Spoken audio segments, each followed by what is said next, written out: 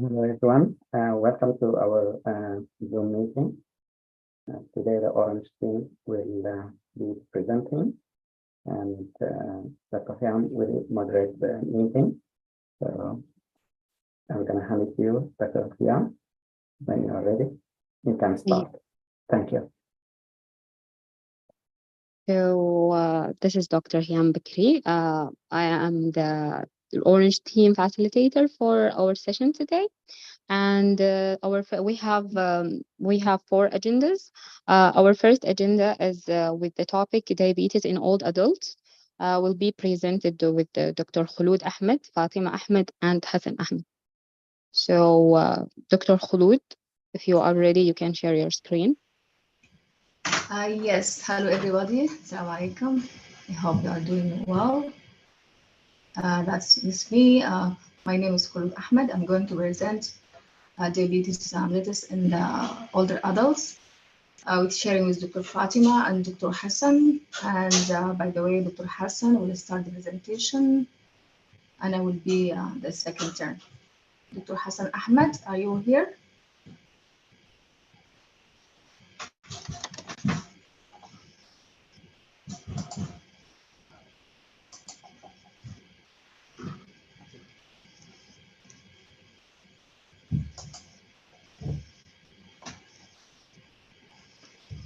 I'm sorry, just I'll give him this moments. Maybe we'll, because he asked to start the meeting. I think he has something. But it's funny. So, Kholood, are you sister to Fatima and Hassan? No, it's only that. All of your last name is Ahmed. All of us is Ahmed, yes. But actually, Fatima Ahmed is Hassan's sister. Okay. So relate on that. Yeah. I'm trying to open the camera. I'm not sure what's going on. Oh, I couldn't open the camera. It's something with the video. So I'll just wait for a second. If you'll not be here, I will start. So I'm sorry. Do you have the slide or? Yeah, I have it. Mm-hmm. And also the video is not letting me to do it.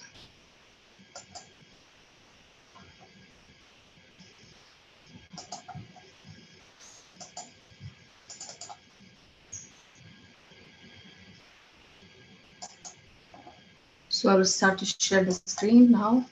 Yes. Okay.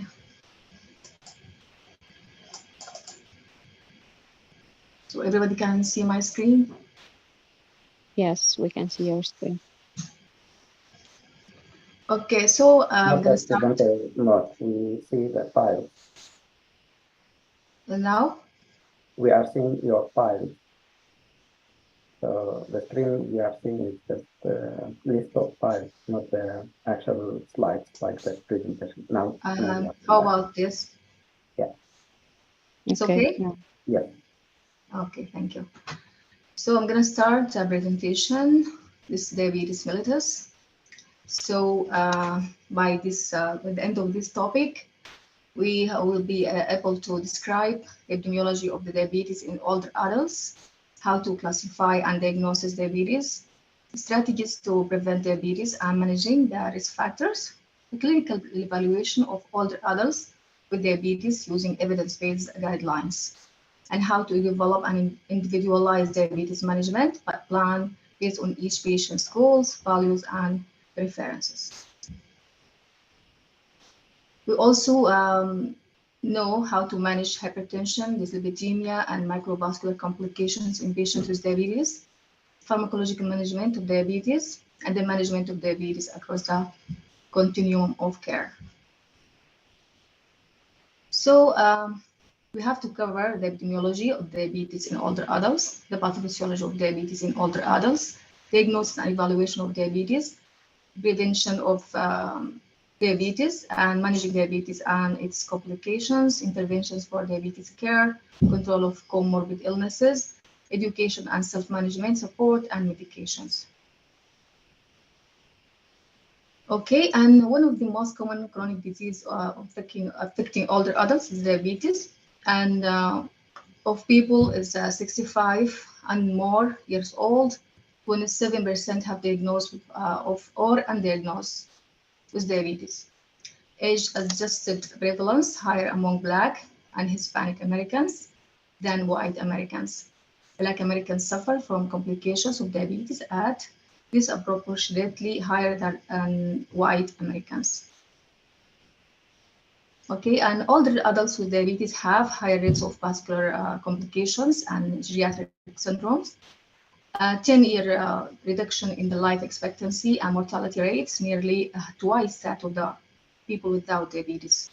Mobility of problems, disability in their activities of daily living. So we have a classification of diabetes, type 1 and type 2. Type 1 results from absolute deficiency in the insulin, secretion due to the autoimmune destruction of pancreatic beta cells, and type 2 usually due to tissue resistance to insulin action and relative insulin deficiency.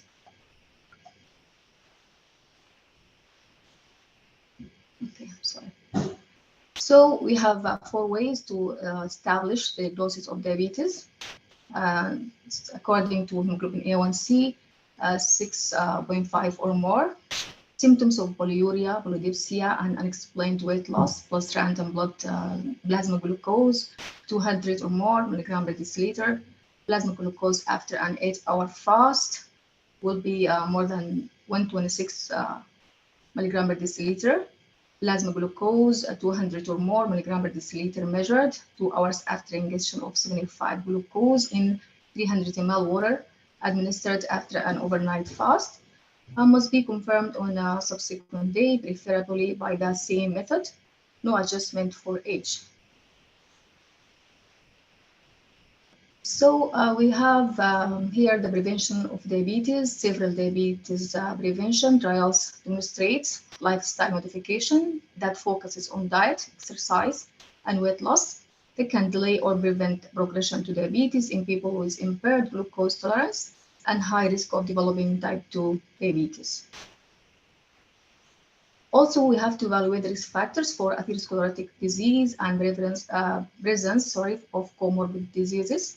Take through medication history, assess functional status, screen for common geriatric syndromes like functional impairment, urinary incontinence, falls, pain, cognitive impairment, and depression are more common in older adults with diabetes. Psychosocial assessment involve family members and barriers to adherence. So we're talking about the goals of diabetes management. Goals should be individualized clinical targets for each older adults with diabetes, involving the caregiver when appropriate. Management goals include control hyperglycemia and its symptoms, evaluate and treat associated risk for atherosclerotic and microvascular disease. Evaluate and treat diabetes complications, avoid hypoglycemia. And also must consider life expectancy and the time needed for clinical benefits for specific interventions in treating older adults with diabetes. Clinical trials have demonstrated greater than 8 years are needed before the benefits of glycemic control are reflected in reduced microvascular complications such as diabetic retinopathy or kidney disease. Only 2 to 3 years are required to see benefits from better control of blood pressure and lipid. Okay, diabetes management goals and clinical targets should be individualized based on the goals, values, preferences of the patients. As I said, healthy, functional older adults. We will reduce the risk associated with diabetes and treat more comorbid conditions. Older adults with intermediate health status. So we have to participate in management decisions based on their preferences and available evidence. For some older patients, intensive management is not likely to provide benefits and may even be harmful. Okay, still we are in the interventions and evidence support that effectiveness of several components of diabetes care. We have to control of lipid and blood pressure, smoking cessation, appropriate eye and foot care, diabetes education and self-management support for medication adherence, appropriate nutrition, weight loss, if indicated, increased physical activity. So we have here the home monitoring of blood glucose has not been found to be cost effective. This is something we have to mention. And older adults with diabetes should undergo age-appropriate prevention interventions such as influenza and pneumococcal vaccinations. Careful annual foot examination is recommended due to the lower extremity infections and amputations being more common among the older adults with diabetes.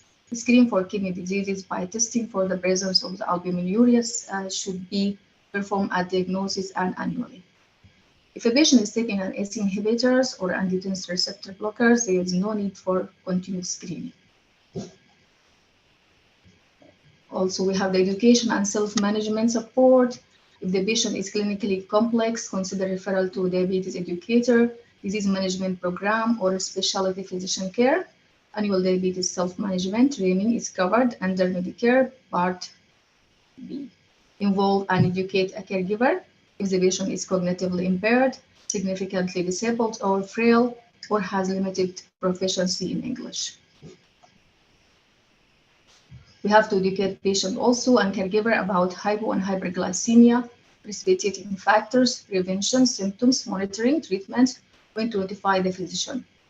Blood glucose self-monitoring when appropriate, diet and physical activity, medications, purpose of drug, how to take it, common side effects, important adverse reactions, and food care. So please just I'm asking, is Dr. Hassan is here or not? I can continue the presentation if he's not here. Or Fatima. So we have here the preventing and managing cardiovascular risk factors, counsel the patient regarding the maintaining appropriate weight, increasing physical activity, discontinuing smoking, limiting fat and carbohydrates intake. Kholood? Yes, Dr. Nader. I see Dr. Hassan. I'm not sure if he can hear us. He's here. Dr. Hassan? Yes. Yes, Dr. Hassan, you want to continue with the presentation or I can continue?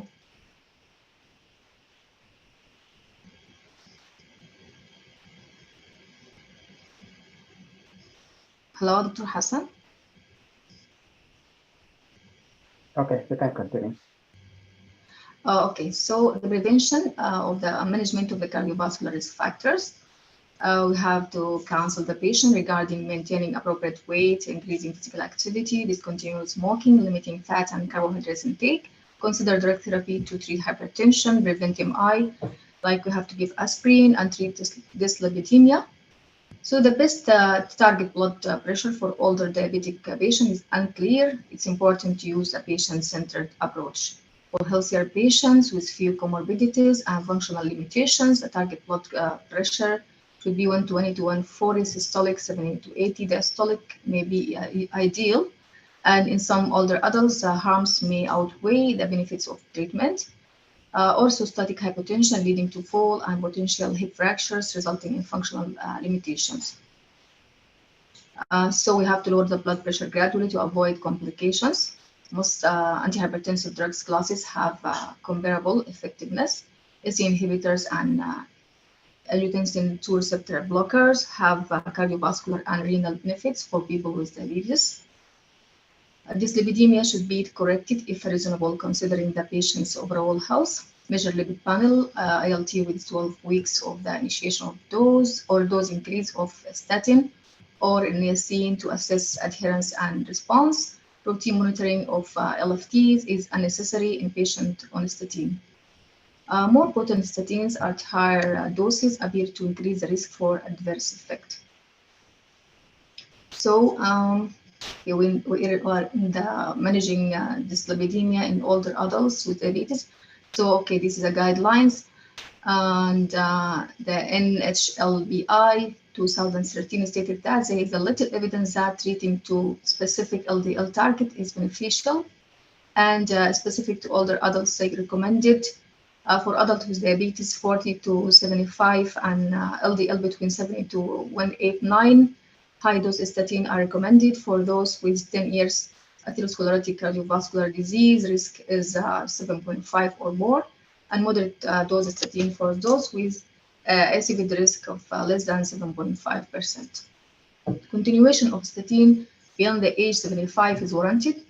Must evaluate risk and benefits profile and clear whether starting statin for primary prevention is beneficial for those aged more than 75.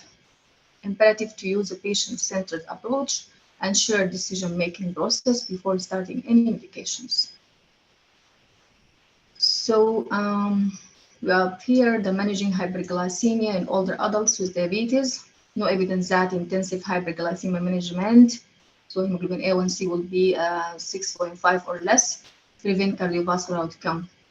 Most guidelines and experts recommended individualizing hemoglobin A1C targets.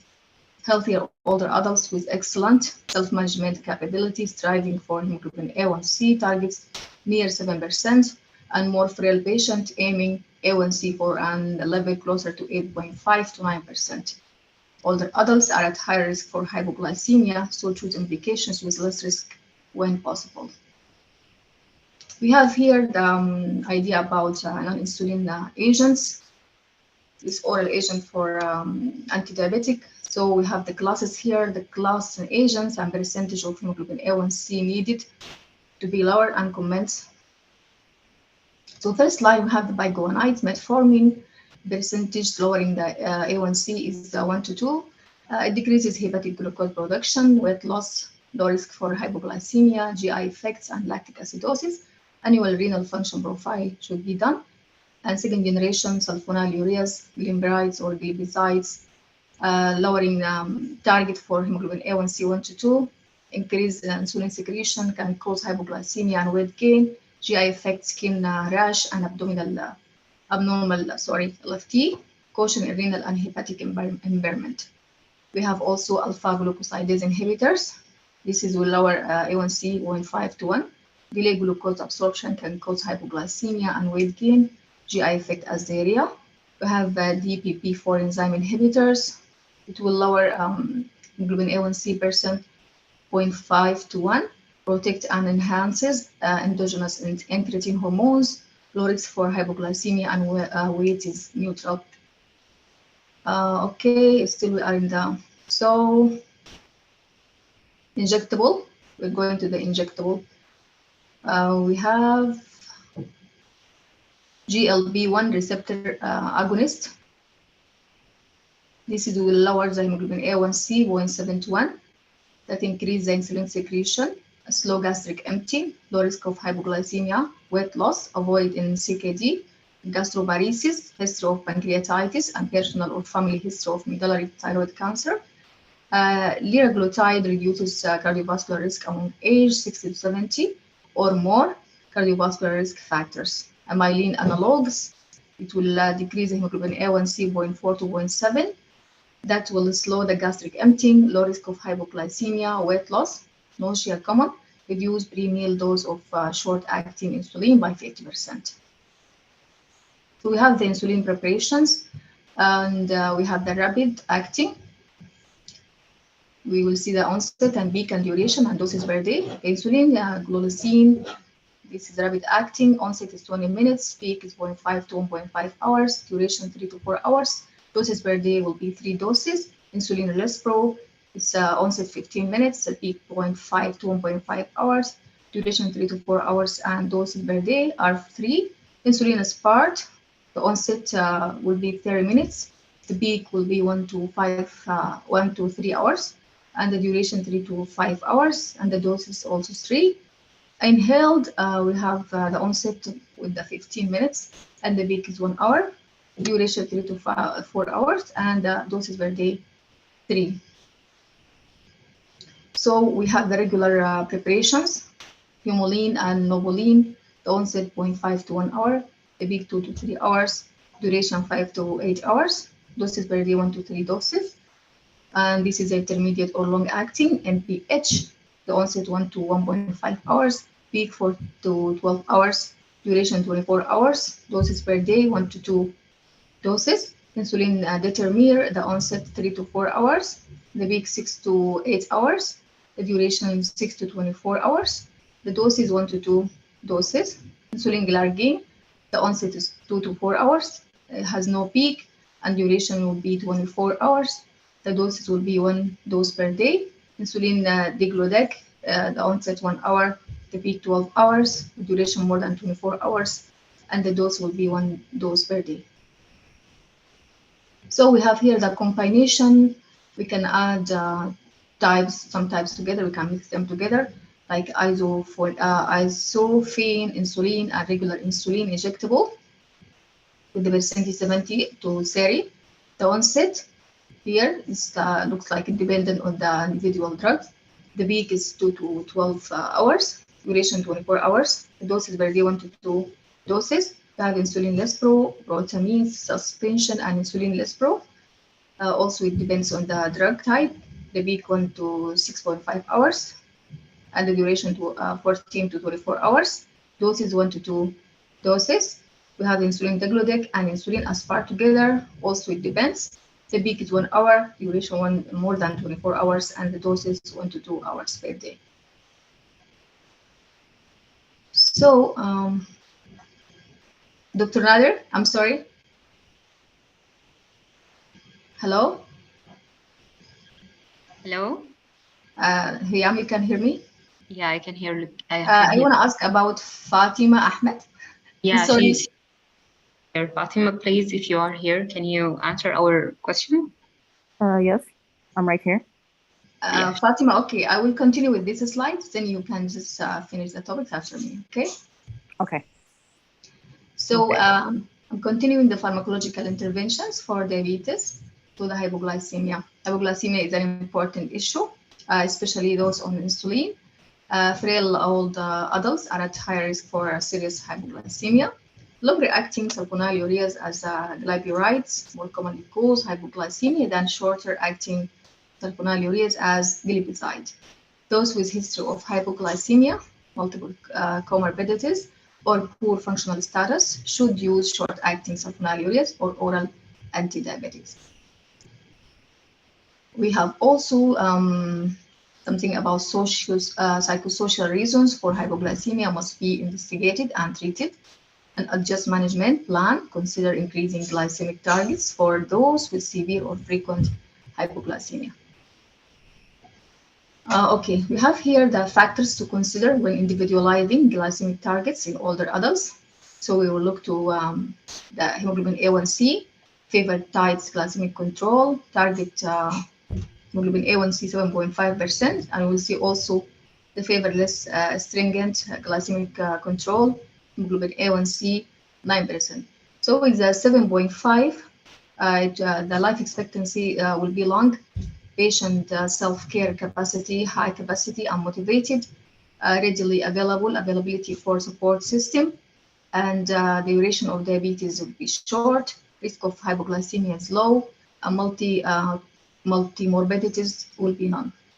In the level of hemoglobin A1C 9%, life expectancy will be short, patient self-care capacity, low capacity, less motivated, availability for support system is limited, duration of diabetes will be long, risk of hypoglycemia also is high, and multi-morbidities are many. We have also the approach to glycemic management in older adults with type 2 diabetes. So we have step 1 and 2 and 3. So in step 1, assess hemoglobin A1C and symptoms and begin treatment. Okay, I'm sorry. We have the levels 6.5 to 7.5, 7.5 to 9, 9 to 10, and more than 10. So for all these levels, we'll start with lifestyle management from here, 7.5, from 6.5 till 10. All we can just use lifestyle management. And from 7.5 to 9 till 10, we will add monotherapy like metformin. And here from 9 to 10, we can do a dual therapy, metformin plus second agent. And more than 10, we should have use insulin plus or minus metformin.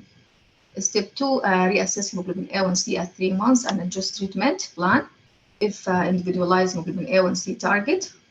This is like you can look at here, and has not been reached, consider more aggressive treatment strategy for or less aggressive treatment target.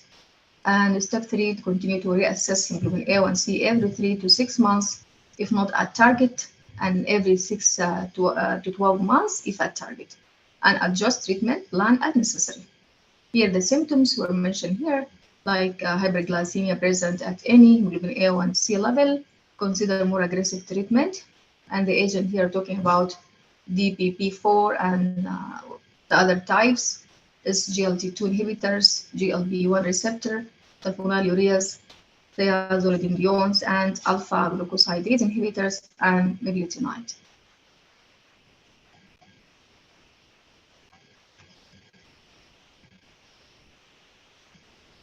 Hello, everyone. Fatima, you can continue. Okay.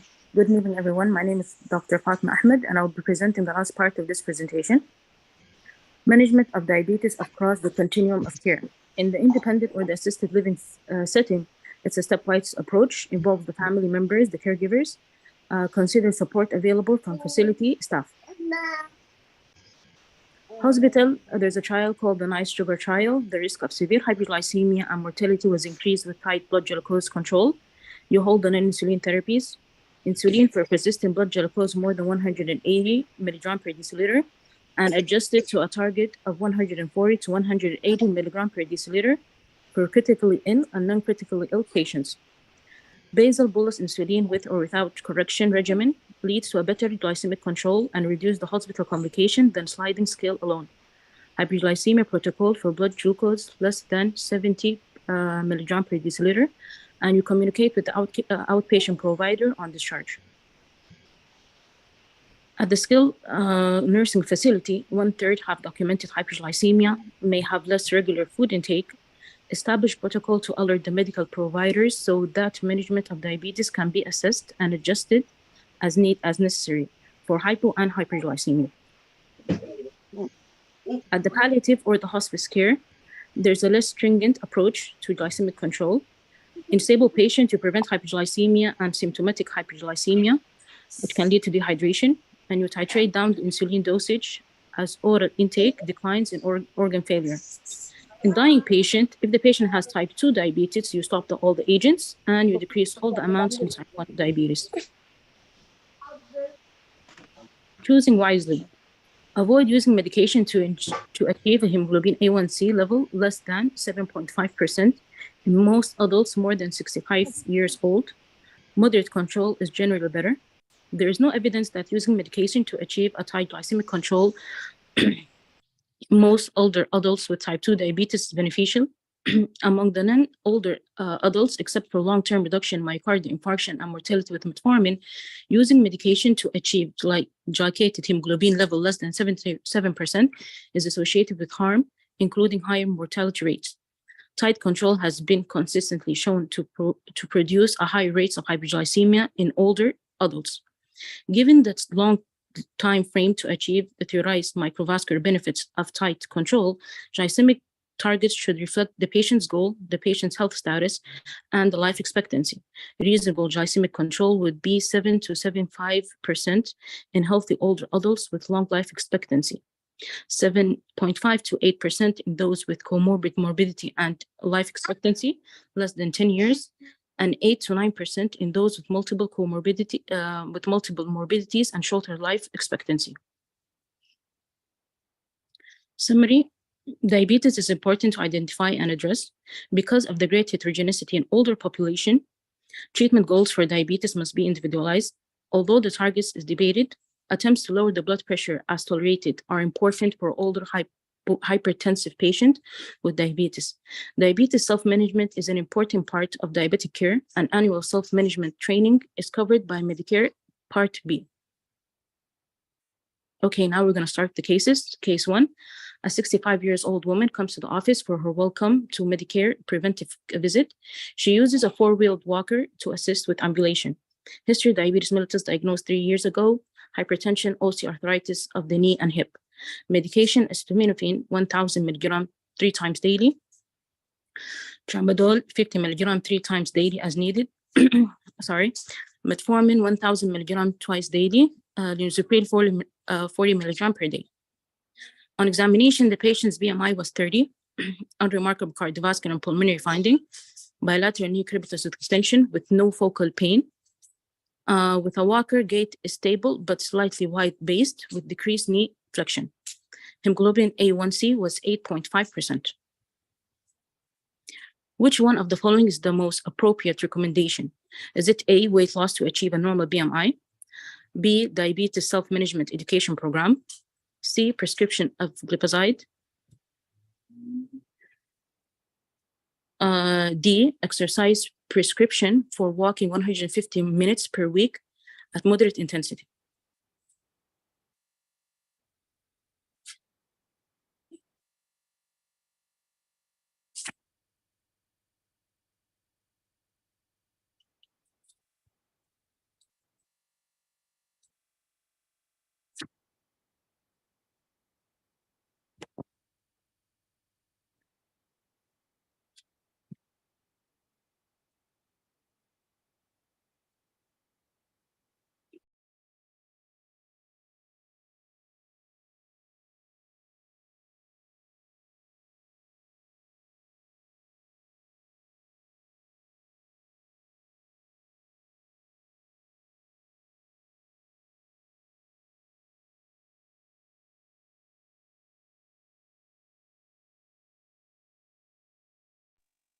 Yes, I see that all of you answered B. So it's diabetes self-management education program. That's right answer. Okay, case number 2. An 80-year-old man comes to the office with his son, who is concerned about his father's memory. The patient's wife died 9 months ago. He says he feels lonely at times, but not depressed. The son noticed that his father has gotten lost a few times when driving to the church, and there are unpaid bills lying around the house. History, type 2 diabetes, diagnosed 20 years ago, mild knee osteoarthritis, well-controlled hypertension. Medication, aspirin, losartan, hydrochlorothiazide, metformin, insulin, Galgarin, and Lispro. According to his chart, the prescription expired 2 months ago, and he missed his last 2 appointments. Lab finding 1 year ago, he had a normal electrolyte level, normal renal function, and hemoglobin A1C 7%.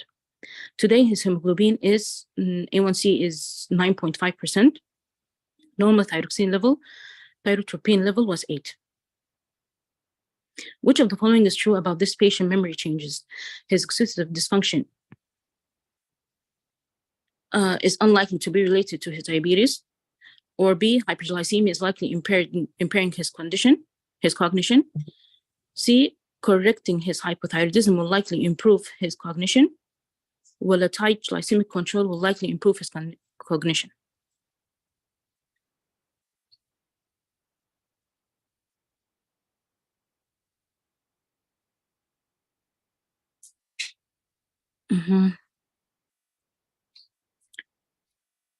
Yes, the correct answer is B, hyperglycemia is likely impairing his cognition. The third case, a 72-year-old woman comes to the office to follow up on a recent lab finding, which included hemoglobin A1C of 9%. She lives alone. A hired home health aide helps her with her grocery shopping, laundry, and house cleaning every day for about 3 hours. She uses a walker for mobility. Because of a fear of needles, she refuses to monitor her glucose at home. History, type 2 diabetes, diagnosed 5 years ago, hypertension, dyslipidemia, advanced glaucoma, severe knee osteoarthritis, osteoporosis. Medication, metformin, linezolid, atorvastatin, alendronate, aspirin. Examination, the BMI was 28, blood pressure was 140/70. All other findings are unremarkable. Which one of the following is the most appropriate management? Continue the current regimen, add hydrochlorothiazide, add glipizide, or add sitagliptin.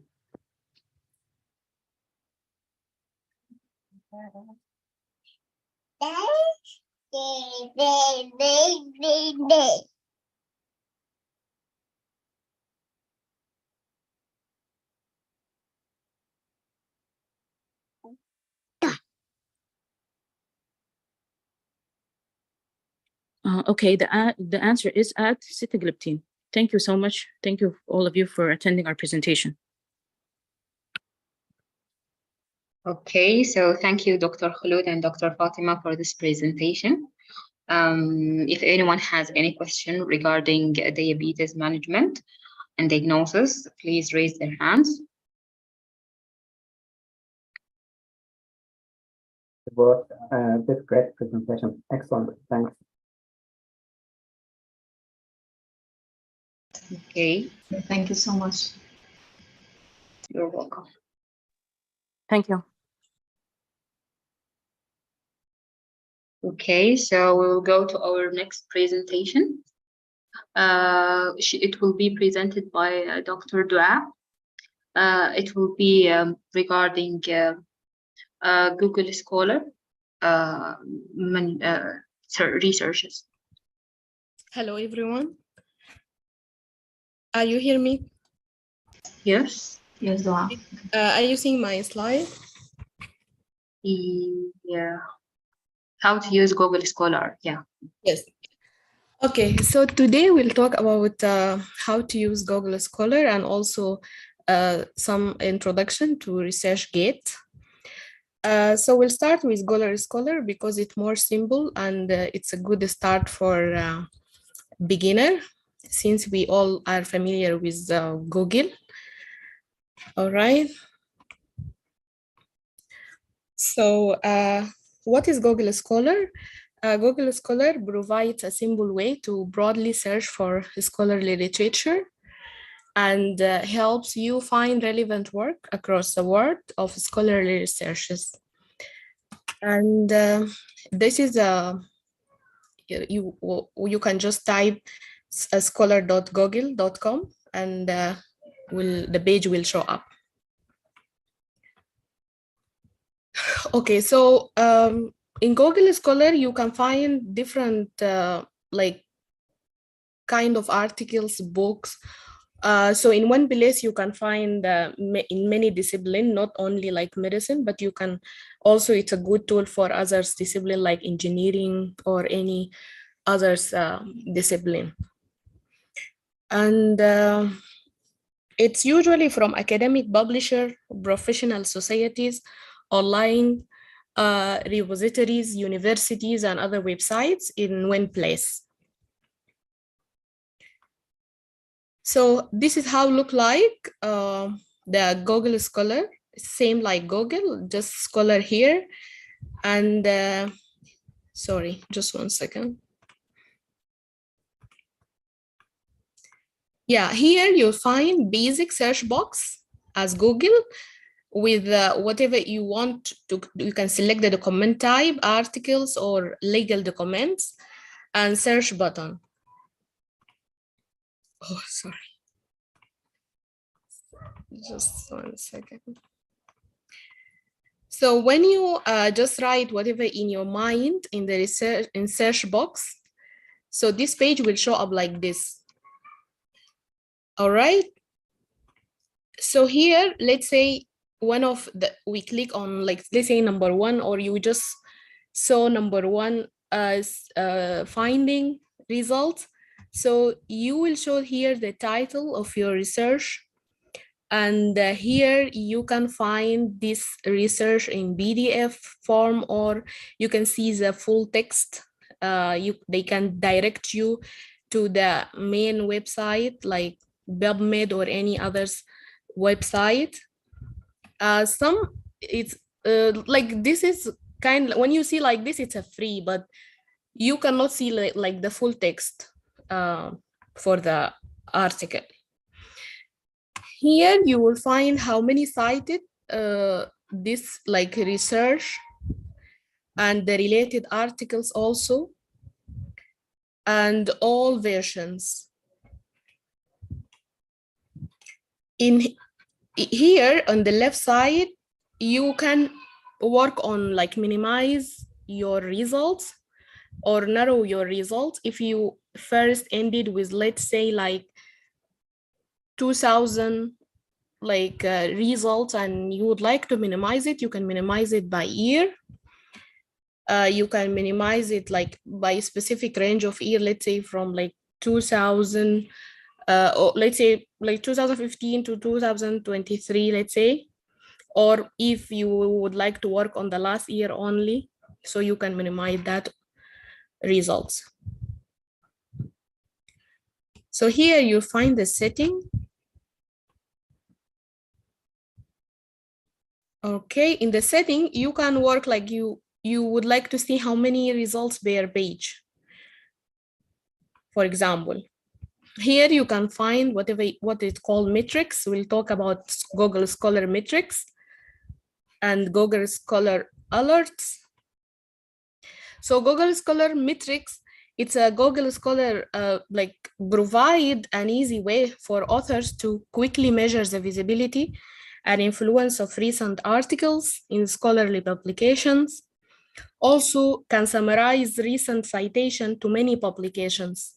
So to help authors as they consider where to publish their new research. And this is, you can find it by cited by, let's say 500. And when you click on it, you can find how many citations and who cited. Okay, so Google Scholar metric also, it helps you to like find top publication, like top 100 publications in different disciplines like medicine, engineering, business. So then we'll select based on the area of interest, and also you can subcategorize it. And this is, you can give you an idea about what top like journals in medicine or in a specific department of medicine, like family medicine, I mean geriatric, or like cardiology. So you will find at least top 10. So you can target it, this journal if you would like to publish your research in like a value journal, for example. Sorry. Oh, they also give you like a kind of what is called high index. The H index. The H index, you can also find it here. Let me give you. So when I click on the metric, it will show the top publications in English with the H index, and any index like 40 and above is good. 60 is like kind of exceptional. So when I find number like that, this is for sure, it's very good article. And this you can like Nature, like this is all journal.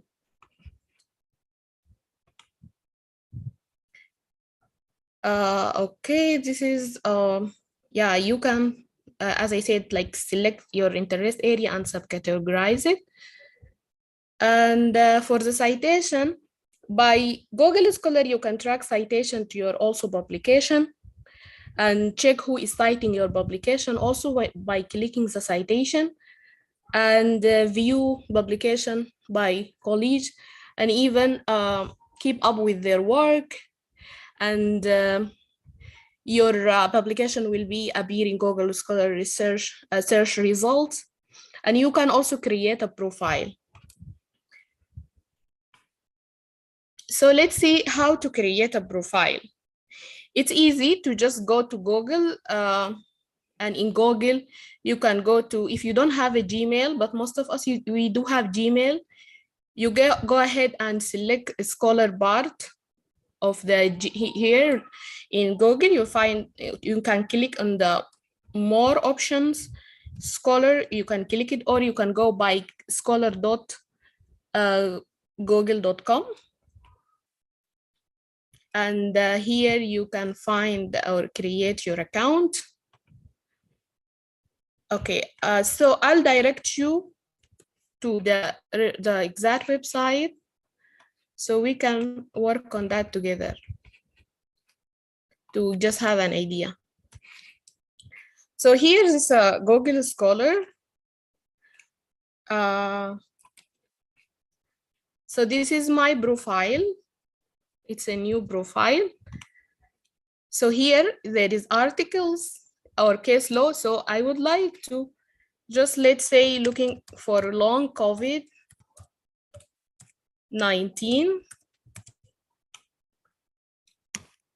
So it show up here in just a few seconds, like around 3,000 results. So from here, I can minimize this by, let's say I wanted since just this year. So let me see back. It should be more than 3,000. But if I minimize it, yeah, it show up like 200,000. If I just minimize for the last year, so it's like now minimized to 19,000 result. So I can go more, and from here, I can do what is called like advanced search. Advanced search, like with all the word, I can type long COVID-19 with exact phrase. I can write, let's say, COVID-19.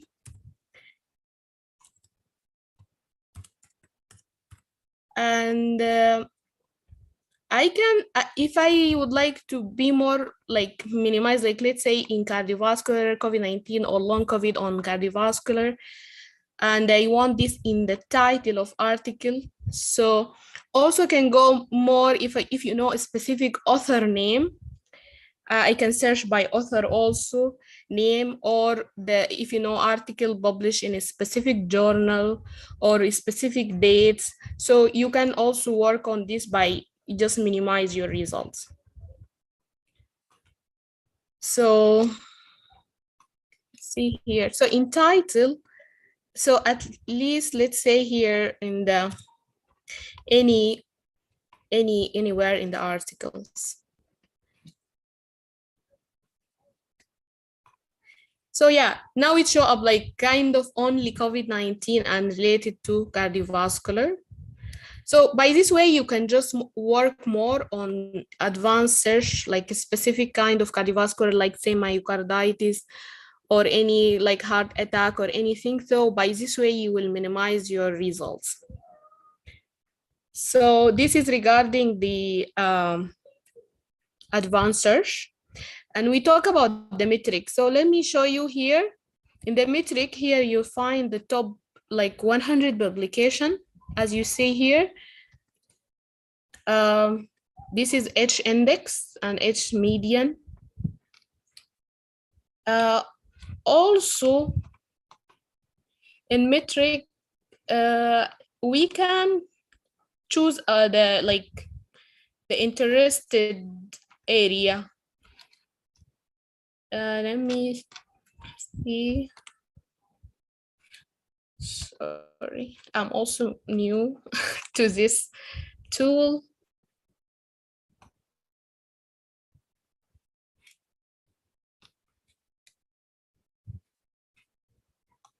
Sorry. Okay, maybe we'll find it later. Let's see where. Okay, so this is also, there is an alert here. An alert, let's say you are interested in anything. I can create an alert about, let's say, like myocarditis. So by this way, I can just create alert, and I will write my email. It's already here.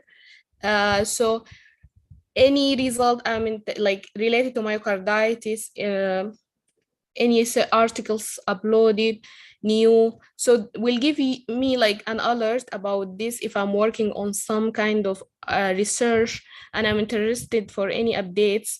So you can also create alerts from Google Scholar. And when there is a result coming show up, you can also save it for a reading list. Like you can read it in your library whenever you are like feel ready to do that. So that's in the bottom of save. Let me show you here, reading list. So if we go back to the main page and we write COVID. And then I'm interested in this first topic, let's say, so I will save it here in my reading list, and then it will show up here in my library. Yeah, it's here. So I can read it anytime. If I read it and finish, I can delete it or label it. Okay, so yeah, we talk about the library, alert, and metric, and advanced search to minimize our results. And here you'll be your profiles, your name and affiliation, and the area of interest, and will show up like an account. So we'll give you yeah, as I said, the Google Scholar, you can just follow with your articles. You can also add an articles from here.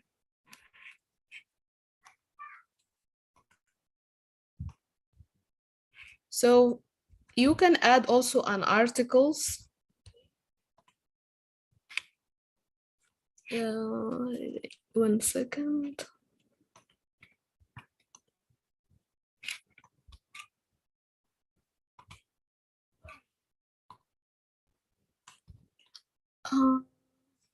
Where is it? I couldn't find it, but you can add an article manually. If somebody can help me with that.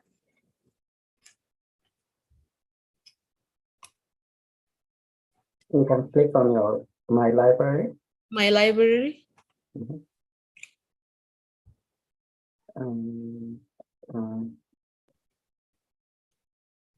Click on that.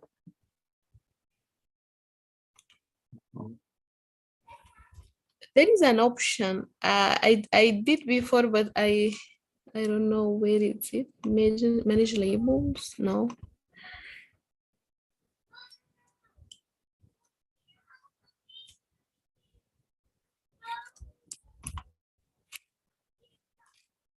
Yeah, there is an option. I'm not sure.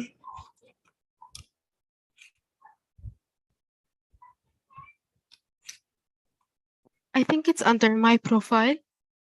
If you go to my profile and then you complete your profile, and then it gives you an option of, yeah, if you go to next, it gives you an option of entering your papers. Maybe here.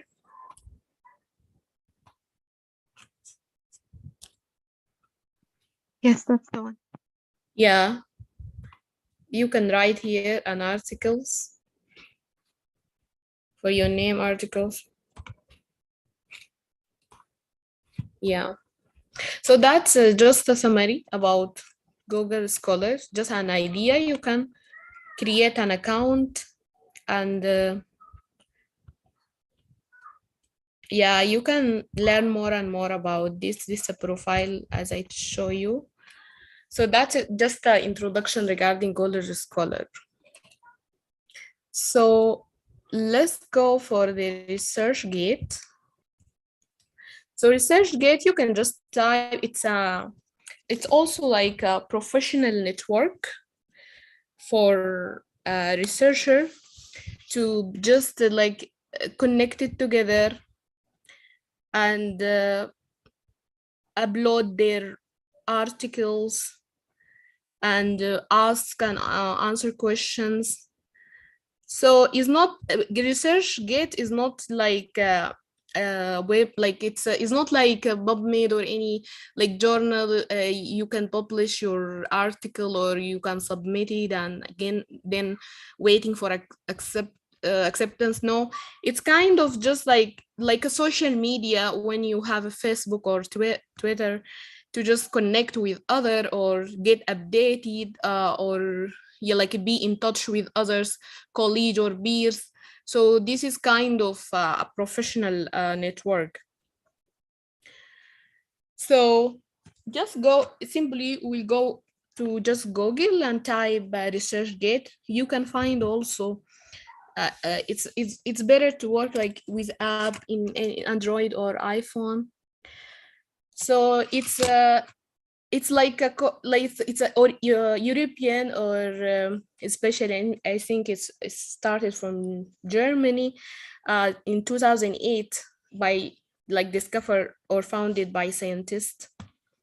And like their mission, as I said, to just find a way to connect with peers, and also to get like updated with your work and your articles and how their impact on the community, and how so far like your articles get cited by others. And yeah, that's the idea of the research gate. So when we click on it,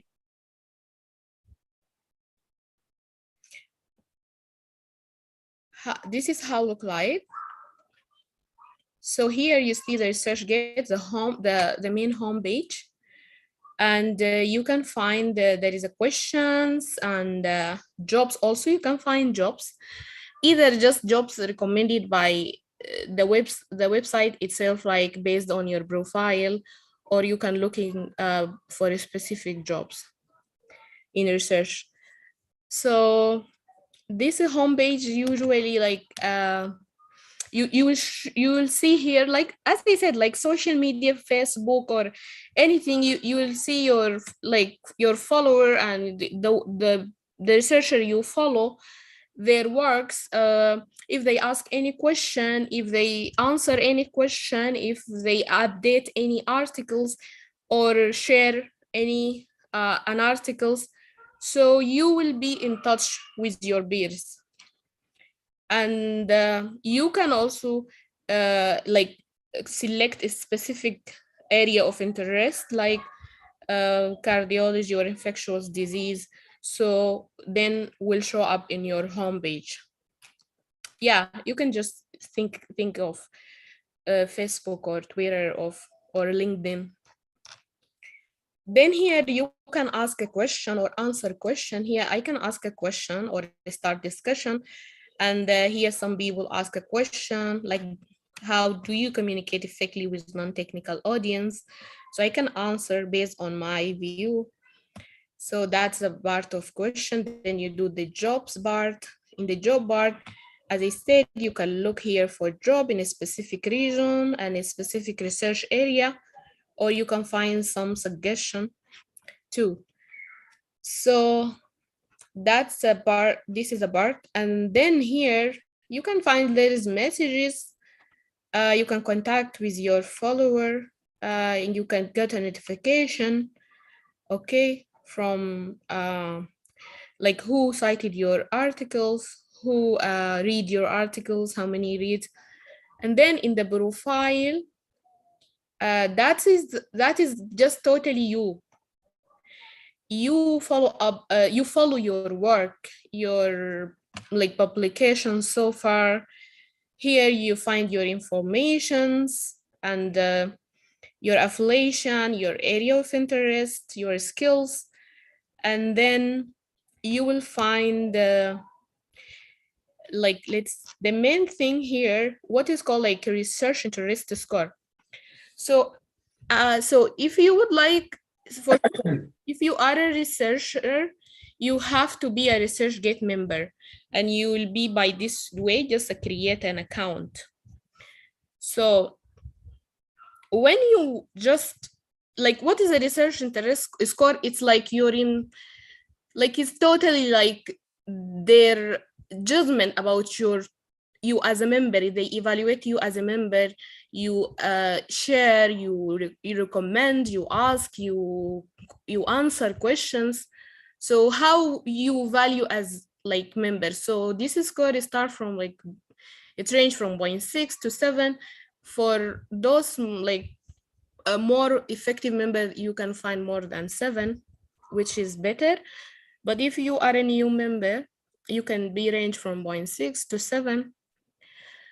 So, and they will show you how many, like whatever article you do share or as author or co-author, how many citation, how like numbers of reads of your paper. So here, this is your work here. This is your profile. Then how many research so far you participate as author or co-author, okay, it will show up here. And then stat or statistic. This is a good part about ResearchGate. So here, overall publication statistic, this is totally yours, like your research interest score. How to improve it? You can improve it, as I said, by just start to ask questions, answer questions. When you answer question, you can open your mind for more research question. So yeah, and then reads a number of like your articles, total articles. Let's say my total articles is 4, so total read is 48. So, and how many citation is 0, recommendation 1. So this is will like 1.6 score, like this score based on what if we break down, like those big number goes for the reader and so on. And here that will give you like an idea in compare with other ResearchGate members. Like you are less than 10% of other research member by this score 1.6. So, and it's compared with other also members that first like publish their articles in the same year you did. Okay, so this is a statistic for your research and work. And those people following you and also people you follow, you can find. And you can also make a like list, save list for articles you would like to like read it later. And there is the same way you can add your research by just choose which one, what kind of like research or what kind of paper you would like to upload. Is it an article? Is it book chapter? Is it a poster, presentation? So I can select articles and just you can either upload it or just skip it by do it manually by name, author name and date of publication and DOI. You can just, it's an option, but you can just copy it and upload your research or your article. So I think that's all regarding ResearchGate. If you have any question, just let me know. I'm also totally new for this website just since May. So I'm still learning. If any addition or any question, just let me know. Thank you so much, Dr. Doaa, for the presentation. If anyone has any question, feel free to ask. Or if anyone also have any addition or any information that you want to add, feel free to do so.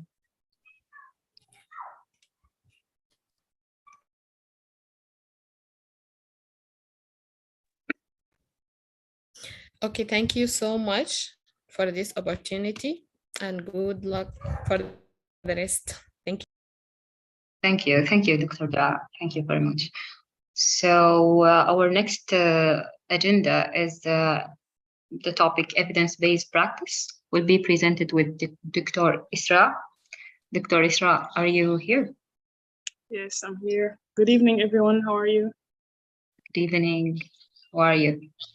I'm okay, alhamdulillah. Hope you're all doing well and your families are doing well and safe, especially those back in Sudan. Okay, I'll be sharing my screen. Okay. So my voice is clear, right? Yeah, it's completely clear and your screen is on. Okay, great. So the topic I'm presenting today is evidence-based practice, specifically the part of searching for evidence, namely. This is part of the Telegeriatric Research Fellowship presented by the Michigan State University and will be presented by me, Esraa Hassan. Okay. So the content outline for the presentation will be a small introduction about evidence-based medicine. What are the steps of evidence-based medicine? And then we will have an overview of formulating a clinical question, since this is the first step towards applying evidence-based medicine in practice. And the second step, which is the topic of the main topic for today, is searching for evidence. Okay. So what is evidence-based medicine? So there was a definition that was published 1996. It was defined as the conscientious, explicit, and judicious use of current-based evidence in making decisions about the care of individual patients. The practice of evidence-based medicine means integrating individual clinical expertise with the best available external clinical evidence from systematic research. This definition actually has been changed, revised, and improved. So it is now in simple words. It is a systematic approach to clinical problem solving, which allows integration of the best available research evidence with clinical expertise and patient values. So in short, this is the combination of the three elements of evidence-based medicine: the clinical expertise, the patient values, and the best evidence. Okay, so the steps of evidence-based medicine are put in short and as 5 A's. You go with the first A, which asks a clinical question, and then you acquire the best evidence. Acquiring the best evidence actually means searching for that evidence. And then when you get the results, you appraise that evidence. You criticize it, whether it's applicable, whether it is suitable, whether it is valid, and you can use it on your patient. Then you can apply this evidence to patient care. And finally, you assess your patient, you assess what you have applied to that patient, and maybe then you will be faced with another question, and then you start the circle again with asking clinical questions. So our concern for the presentation today will be asking clinical questions and then acquiring the best evidence. Okay, we will go through it just very quickly. Asking clinical question, it follows the PICO model or the PICO method. PICO stands for P for patient or population or problem, I for the intervention to be applied, and C for comparison. Which group are you comparing this intervention? And finally, the outcome. This is the PICO model. So we will have an example to further understand the PICO model. So you have a patient, his name is George. He is a 34-year-old male, non-smoker, has no chronic medical problems, and he's seeing his GP today because he's suffering from back pain. He retired from professional rugby 5 years ago. He had an injury to his lower back earlier in his sports career and had back pain, which was completely cured within a year by chiropractic treatment. He owns an online business and is active on social media. He has tried using heat packs and taken over-the-counter pain relievers with no improvement. So in short, this is his life story, but you have a male patient. He's young, he is medically free, and he is complaining from back pain. And he has tried over-the-counter painkillers and they didn't relieve his pain. So the question now is, in young males with no chronic medical conditions experiencing back pain, so this is, you have defined the population and the problem. You have young male, no chronic medical conditions, and the problem, the main problem is back pain. Do muscle relaxants compared to over-the-counter painkillers relieve back pain? So you want to compare muscle relaxants. This is the intervention that you want to apply to this patient to the over-the-counter painkillers. So this is the comparison group. And then the outcome that you're hoping for is relieving back pain. That's how you apply PICO model. After you apply PICO model, then you have to define or determine which type of clinical question do you have. Whether you are looking for therapy or you are looking for harm or etiology behind certain condition. If you are trying to diagnose a patient, or you are looking for the prognosis regarding your patient. So we will go, we will have a quick exercise applying PICO model with, this is, PICO model is already applied, but we want to exercise defining which type of question is this. Can you please write in the chat? Among smokers, do alternative therapies versus nicotine replacement help with smoking cessation? So which one is this? Is it therapy? Is it harm or etiology? Is it prognosis, or what was the last one? Or is it diagnosis? Which one do you think this is?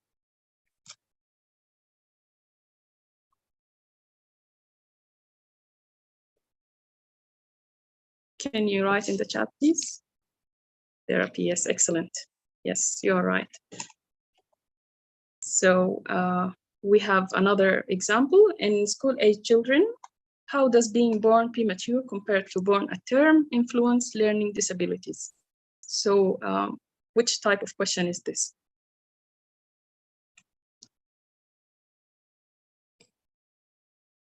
Yes, prognosis. Excellent. So the next question, among children with minor head injuries, are CT scans compared with other clinical findings more accurate in diagnosing intracranial hemorrhage? So which question is this? Which type? Excellent. Yes, this is diagnosis. And the last example, in adults, does cell phone use increase the risk of brain cancer?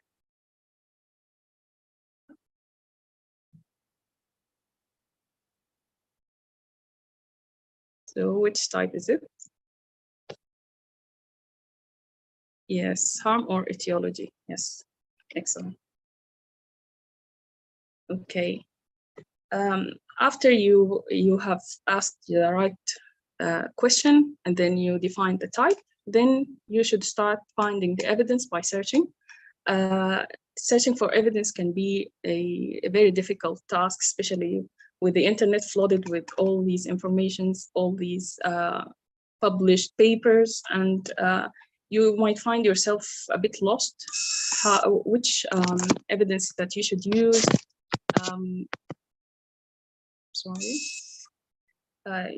You might find yourself confused about the evidence that you should use, and for the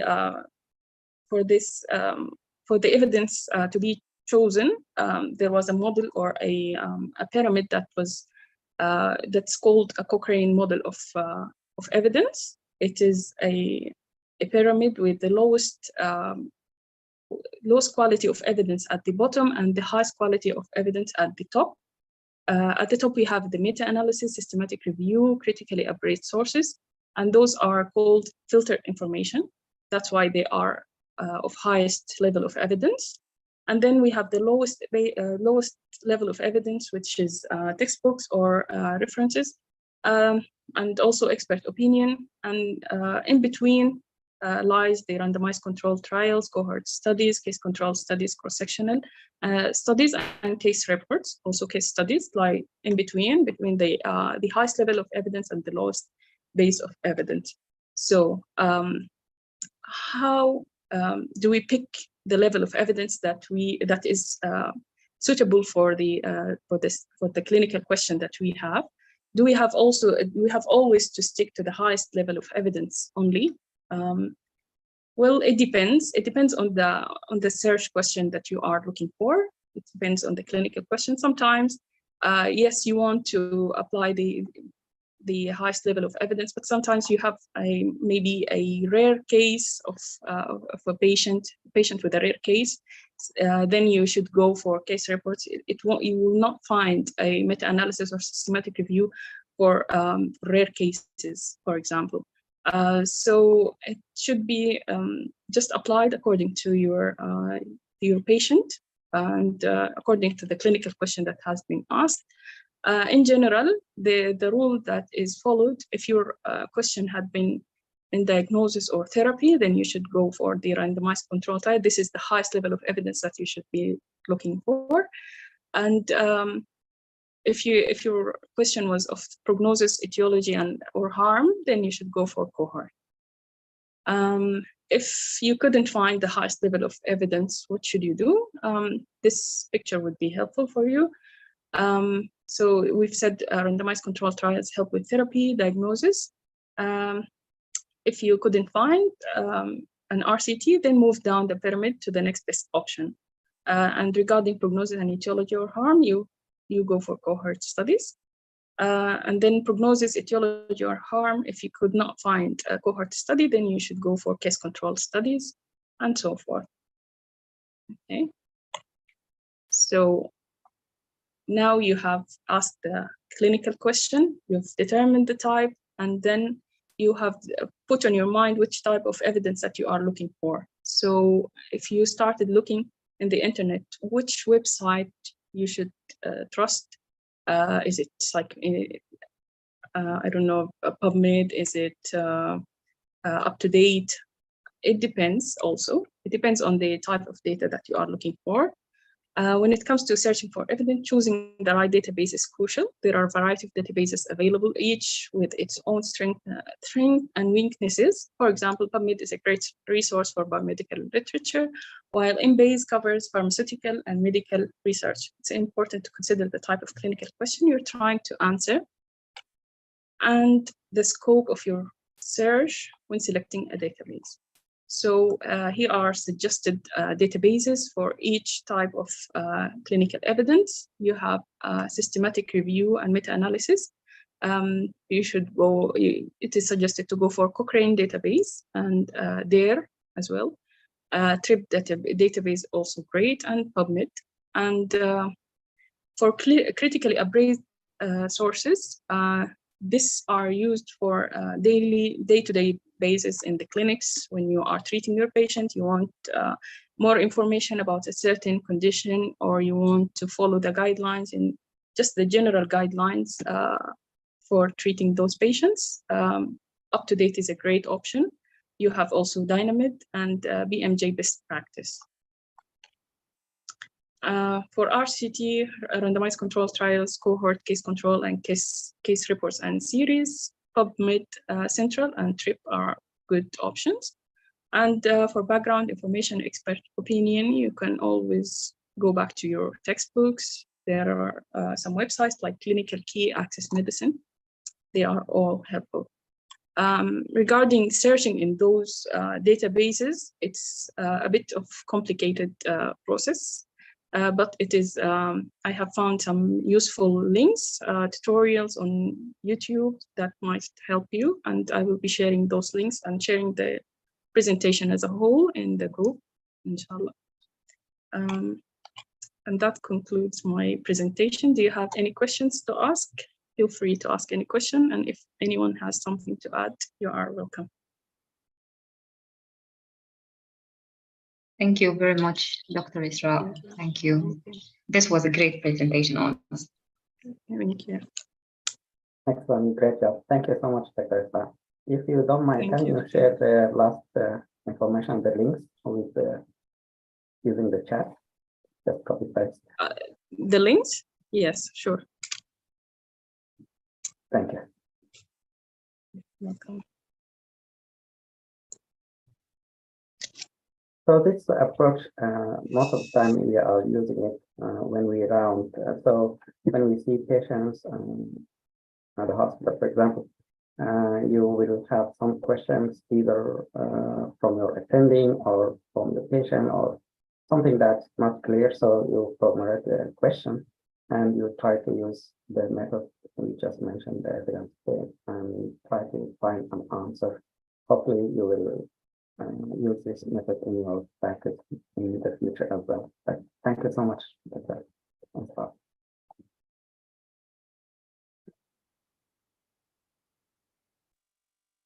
Okay, thank you, Dr. Nader. If anyone has any question, feel free to ask. And if no, then this brings us to the last agenda, which is tackling virtual interviews, which will be presented by me. So I would like to thank my colleagues for presenting today. This was a great presentation. And I would like to also, I really hope that everyone attending here is well and sound, specifically those who have families at Sudan. Mentioning Sudan also, we have a colleague that is named Abdullah Babikir. He wanted to present today, but unfortunately, due to the lack of networking at Sudan and due to the lack of electricity, so he cannot really participate. So yeah, I hope everyone here is doing well, and also their relatives are doing well. So this brings us to the last agenda and the last part of our presentation for the Orange team today, which is tackling virtual interview. As the name implies, I guess this would be a really and extremely important topic for specifically those who are planning to apply for the 2024 match season. So yeah, I would like to actually present this. Those information that I will present right now are gathered from different searches. Specifically, there is a book that I found really helpful. It's called The Residency Interview: How to Make the Best Possible Interview. So this was a very important. It had really important highlights for everyone who is planning to apply for the residency. I will of course share the links and share the book title after we are done with this. So let's get started. I will share my screen right now. Please let me know if the screen is on. Do you see my screen? Yes, we do. Okay.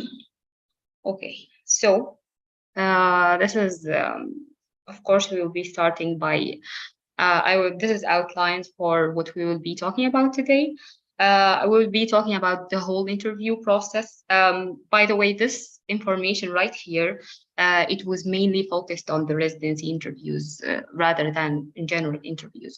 So we will be talking about number one, the interview process. How many types of interview do we have, and what is the residency interviewer looks for? Who will interview you, making the most of the interview.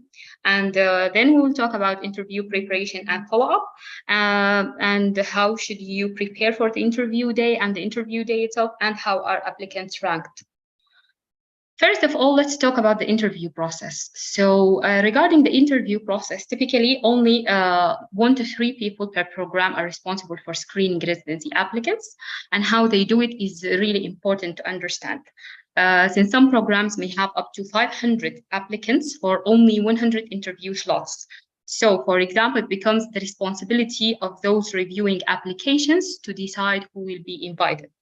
So most reviewers also review application in a systematic way, and everyone has their own style. Since applications are typically reviewed on a computer rather than a printed hard copy of application, the reviewer can choose which portions of your application to interview in what order.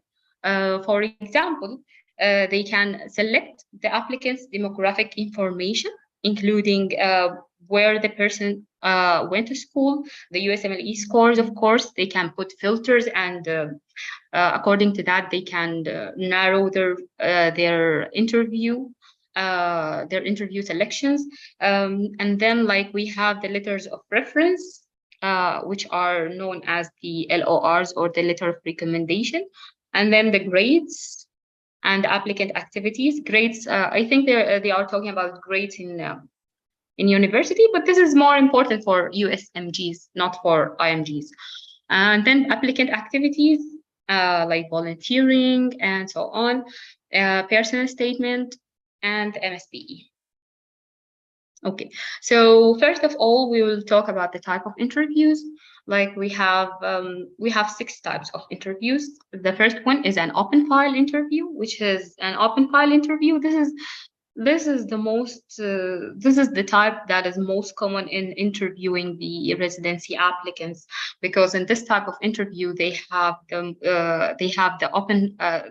have access to all of your information, including all the written documents, LORs, and test scores.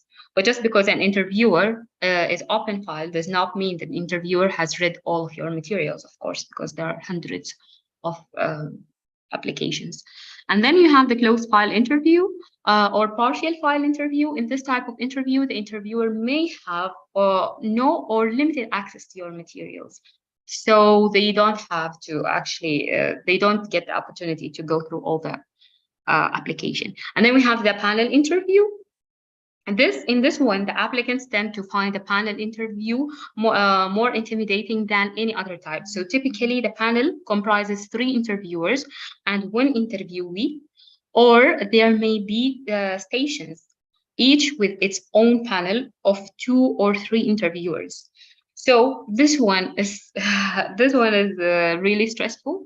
If you had one of these interviews, it would be stressful because you will be assessed by 3 interviewers at the same time. So that would be stressful, of course. And then we have the group interview. These interviews typically involve several interviewers and interviewees, and their objective is to see how you manage pressure and how you respond to others.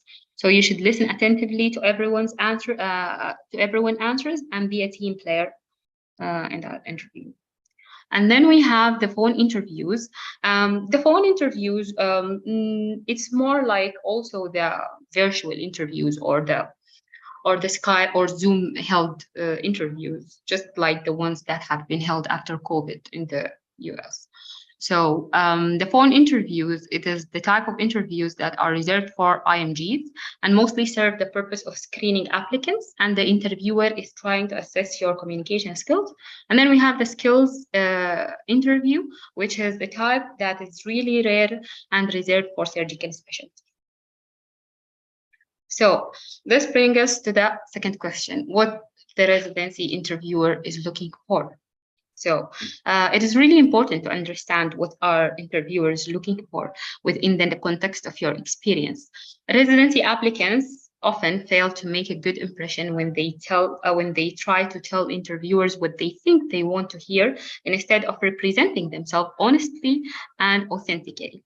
Since your grades, USMLE scores, and LORs will be used to evaluate your academic aptitude, interviewers are trying to assess something else.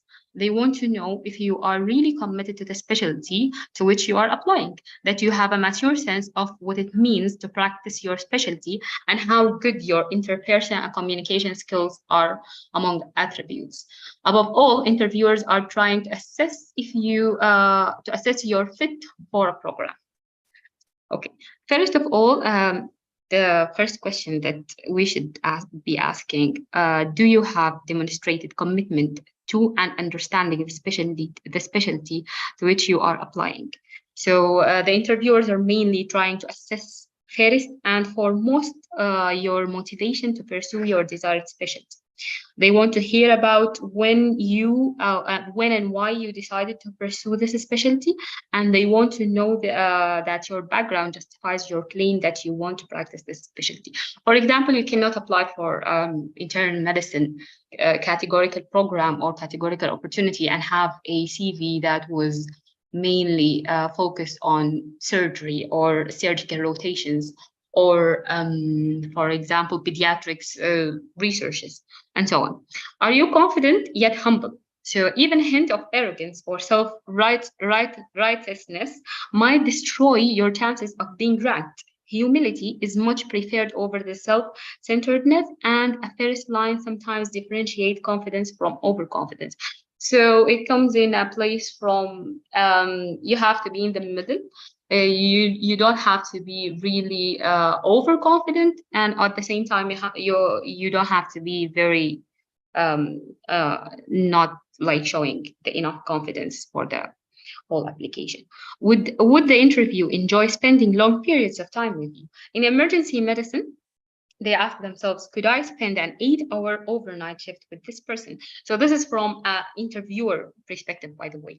They ask themselves, can they like spend prolonged hours with you? So if the answer is no, there is no way that they would really make them that would make the applicant typically will not be ranked. So the residency faculty will be your teachers, colleagues, and even friends for 3 to 5 years. So you must convince them that having you around would be comfortable and pleasant. This is why small talks matter during your interview day. Interviewers want to know what you are, whether you are personable, and bottom line, good company or not, because after all, they will be spending a lot of time with you. And then, can you recognize your faults and admire them when you are wrong? So this is a really important point. So the directors want to know that you can recognize your faults and that you can make improvement or modify your behaviors accordingly, of course. And then, is everything consistent with you? Also, the interviewers want to make sure that what you have written in your application and how you present yourself match. So mispresentation in either your application of your interview makes a negative impression. Consistency in your story is key, and interviewers will try to identify themes in your background and during your interview that matches the stuff you wrote in your application. Are you smart and intellectually curious? You are also being evaluated, believe it or not. You are also being evaluated on your intelligence, intellectual curiosity, and your ability to think logically and critically. While you won't be asked medical questions at most interviews, a skilled interviewer can assess your ability based on how you reason through the question that are asked. And what is your demeanor and how do you communicate? Of course, this is really important. So residency applicants are judged on whether they are articulate, poised, enthusiastic, mature, and bottom line, pleasant to be around. The best applicants smile, make a good eye contact, and are engaging, interesting, enthusiastic, and warm. What will you bring to the residency? Then some interviewers also, sorry about that. Some interviewers will also evaluate you regarding the learning environment of the residency program, but to some degree, this depends on the prestige of the program. Are you a good fit for this residency or not? So program directors are seeking out applicants who are best fit for their residency. For example, a smaller community-focused residency program may not be interested in an applicant with 10 original publications who want to make research a part of her career, for example. So yeah. Do you have any red flags? So this is a really important question. If the two most obvious red flags are gaps in time of longer than 3 months when you cannot account of your activities or frequent jumps in career without any real explanation for these changes. And both these factors suggest a lack of commitment or some possible underlying problem. Applicants who cannot communicate or are extremely nervous or anxious also raise concern.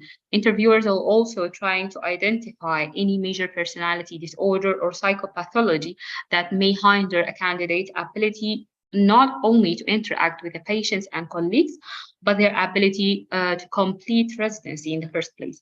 So other common red flags include a low grade or USMLE scores or withdrawals from classes.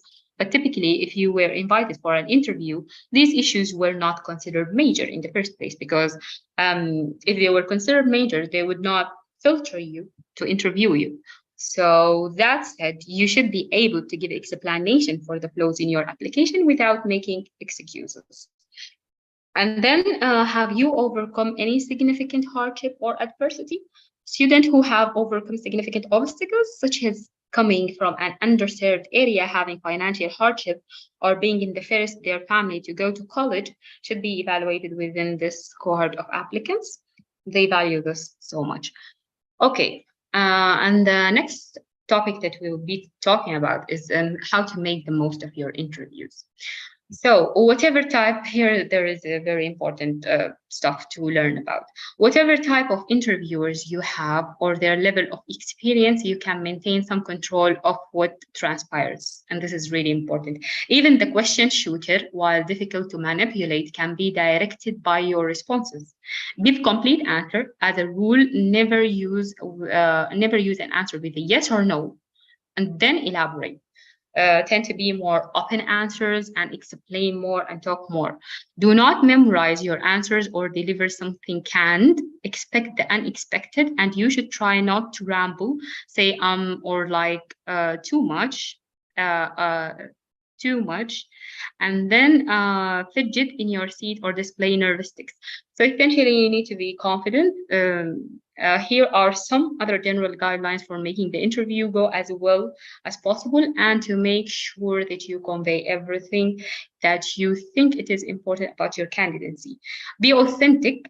This may seem simple, but interviewees who are comfortable in their own skin stand out versus applicants who try to say what they think everyone wants to hear. So you need to be authentic. And then you need to, of course, make a good first impression. And this is really important. Even if it is subconscious, your interviewer makes a judgment about you within the first 5 to 10 minutes of your interview. An initial positive impression causes a halo effect and will affect everything you say in a good way. So, for example, if you gave a good first impression, everything can go right from there on. Create your own agenda by agenda. I mean, outline in your mind. You don't want to display a crib sheet of the key things that you find and your experience that you would like to discuss. So make the interviewer's job easy. So it was like when I interviewed applicants, the most painful interviews were that this is from also an interviewer perspective. Those who that made me feel that getting information from an applicant was like pulling teeth. In contrast, the easiest interviews were candidates who had a lot to say that was pertinent and important. So don't make their job harder. Try your best to make your interview conversational. Your interview, you have to, the more experienced interview will actually be, just a second. Yeah.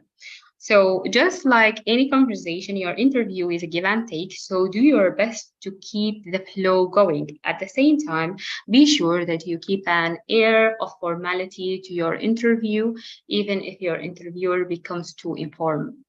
Interviewing the interviewer, this is something that you don't want to do.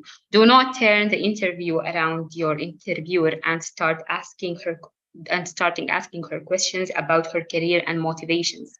This can be interpreted as disrespectful or make the interviewer work when your job is to make her say easy, to make hers, which is her job, easy. So you always need to not, you don't want to do this to interview there or to make it like turning the tables or something like that. Remember, you cannot be prepared for everything. That's okay. During the first 5 to 7 minutes of your interview, you will probably feel anxious or ill at ease. This is normal and will improve as the interview proceeds. And then make sure to close your interview and thank your interviewer. This is really important. Your interviewer may provide you with an opportunity to make a closing remarks.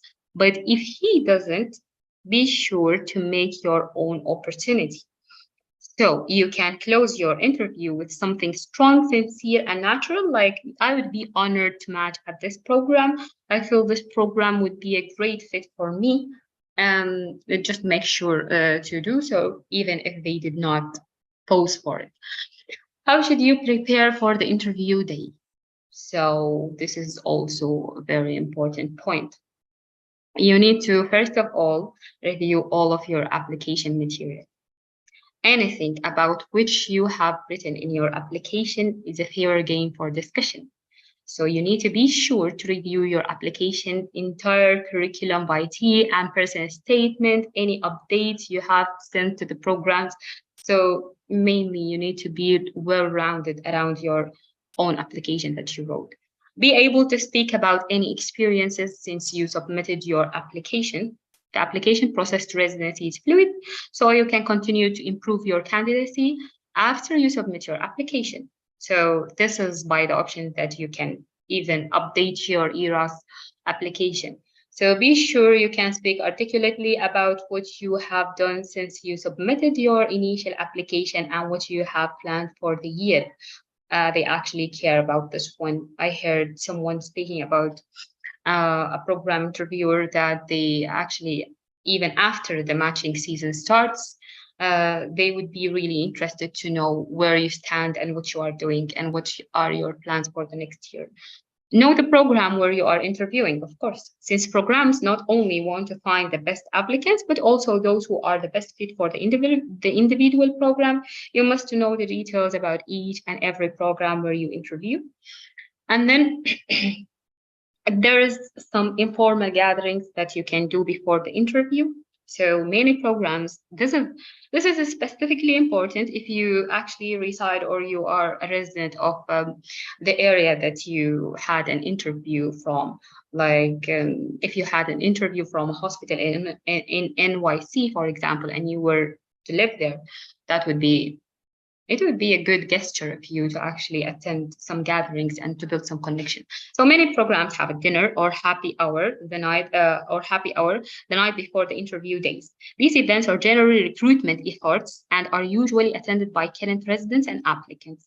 You should dress in business casual attire for these events and can bring a significant other only if the program offers this position. So this would be a good opportunity for you to actually connect with people in those places. So even though you aren't being formally evaluated at these dinners, it is wise to try to make a good impression. And there is some general guidelines that you can do before going to the gatherings. You don't want to say anything that would be that you wouldn't want the program director to hear. Don't spend time chatting with another applicant about another program or something like that. And a lot of other tips that you can do regarding these dinners or meetings. So this brings us to the interview day itself. Here is some stuff that are really important to point out. We'll start with what to wear. Consider this your first professional job interview and dress accordingly. By looking the part, you demonstrate respect for the process, the profession, and for the people who are taking time from their day to interview you. So make sure to actually present yourself in a formal manner and in a well-articulated manner. Greeting people. Make eye contact with and introduce yourself to everyone you meet and smile naturally. So never call anyone by his or her first name. Use his title and last name always. If you aren't sure of the person's title, it's always safe to start off with Dr. XX, for example. Do not extend your hand when you meet someone. Instead, let them take. Of course, this one is for the actual interviews, not the virtual. In the interviews, please, he said that you need to sit up straight and do not slouch and place everything you are holding on the floor. Just you need to be present with all your physical concentration. Closing the interview when it's obvious that your interview is over. Allow your interviewer to say goodbye, and then you tell them, as we said, the closure. Following up after the interview, this is an important also aspect. You can write thank you notes or emails. They are unlikely to influence your candidacy, but it's good manner to write these notes. So yeah, it's always good to look more good after the interview. And this brings us to the after in the interview, which is how our applicants ranked. So there are so many parts of this one. We'll talk briefly about it just for the sake of helping all the people who are applying to or who wants to apply this year. So first of all, you need to know that there is something that is called the written summary. So typically, the interviewers fill out a written summary of your candidacy. They grade you on your demonstrated interest in the specialty, accomplishment, academics, research, and letters of preference. They also grade you on your commitment to the specialty, personality, enthusiasm, ability to communicate, compassion, and motivation. So they try to determine if they believe you will do well as a resident and if you would be a good fit for the program. So they will write down a summary that sometimes they said that it can be scored.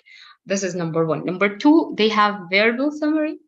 So as mentioned above, usually the faculty and resident convene immediately after the interviewees leave to discuss their candidacy.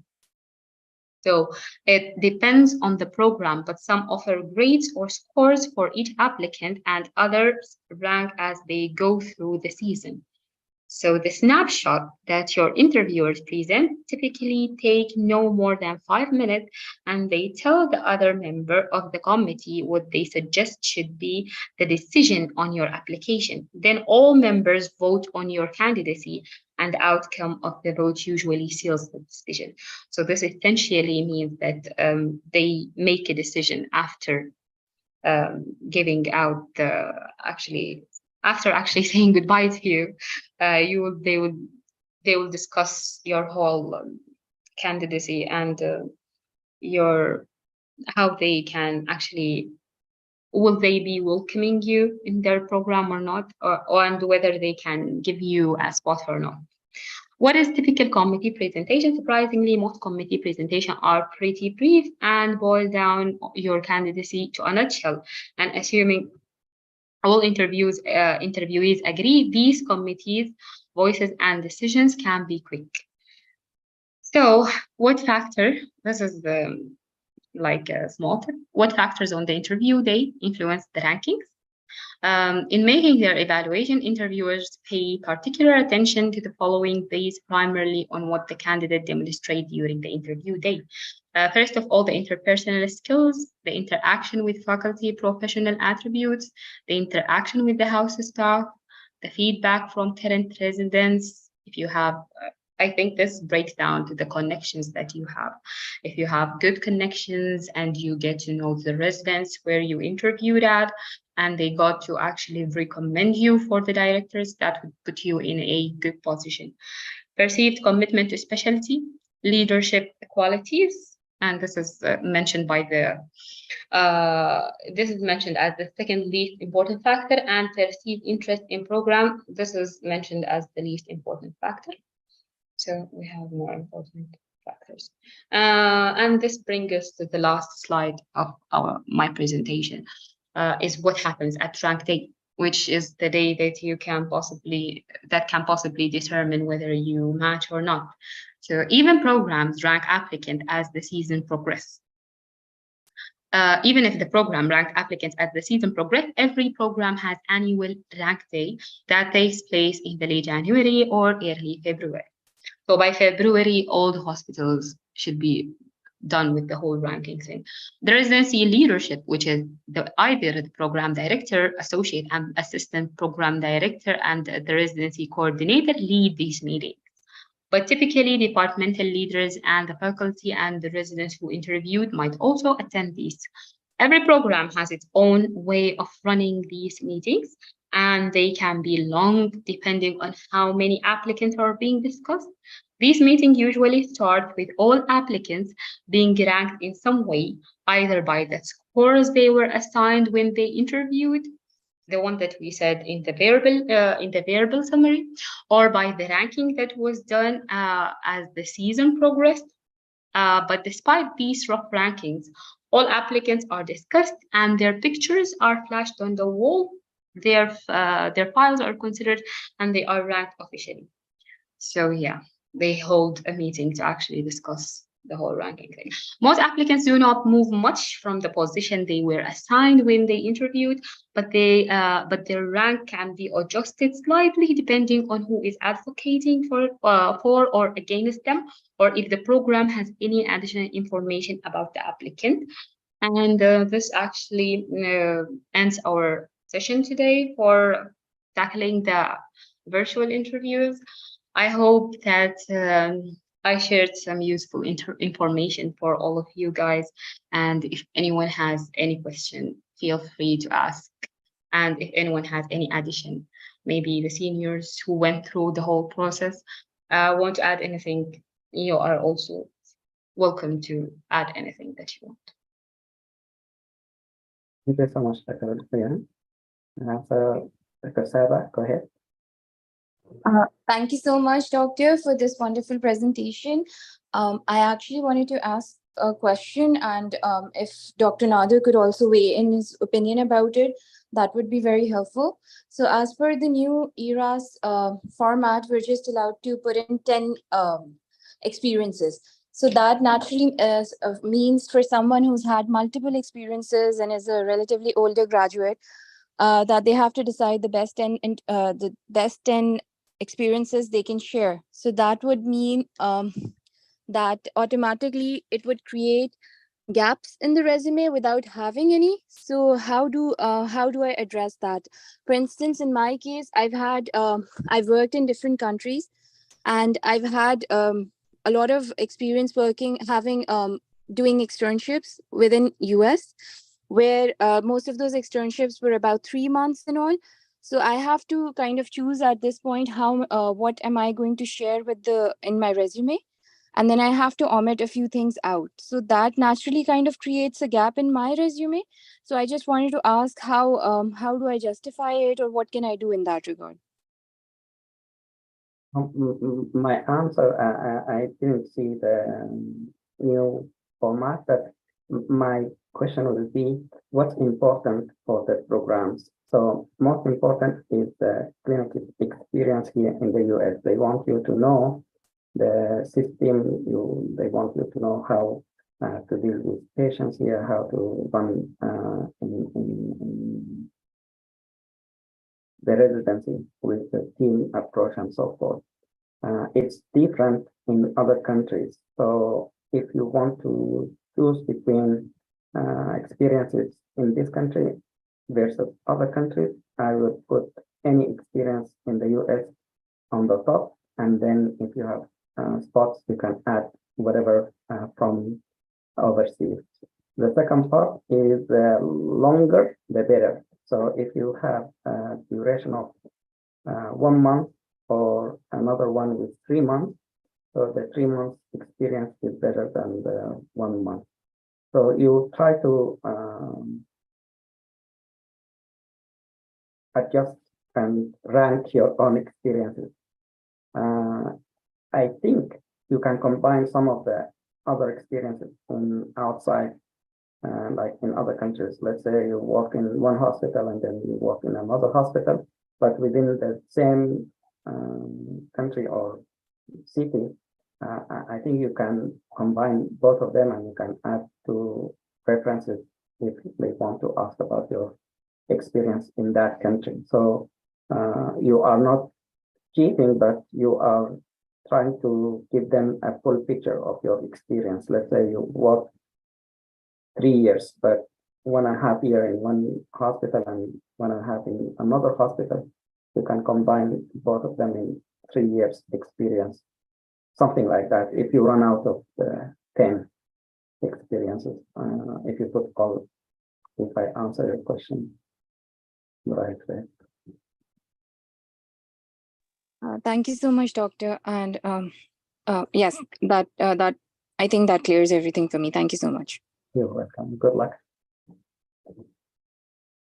Thank you so much, Dr. Hoyam. Anyone with, from other experiences like interviews? Avinash, are you here?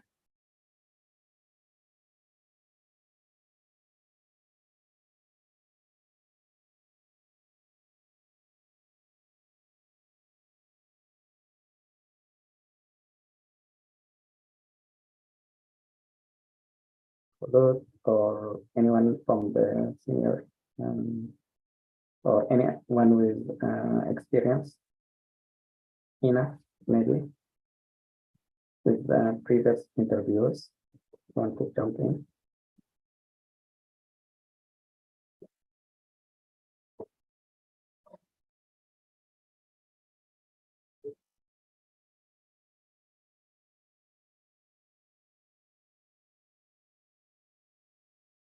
So I think Hoyam presented a very good comprehensive approach to the interview there or there.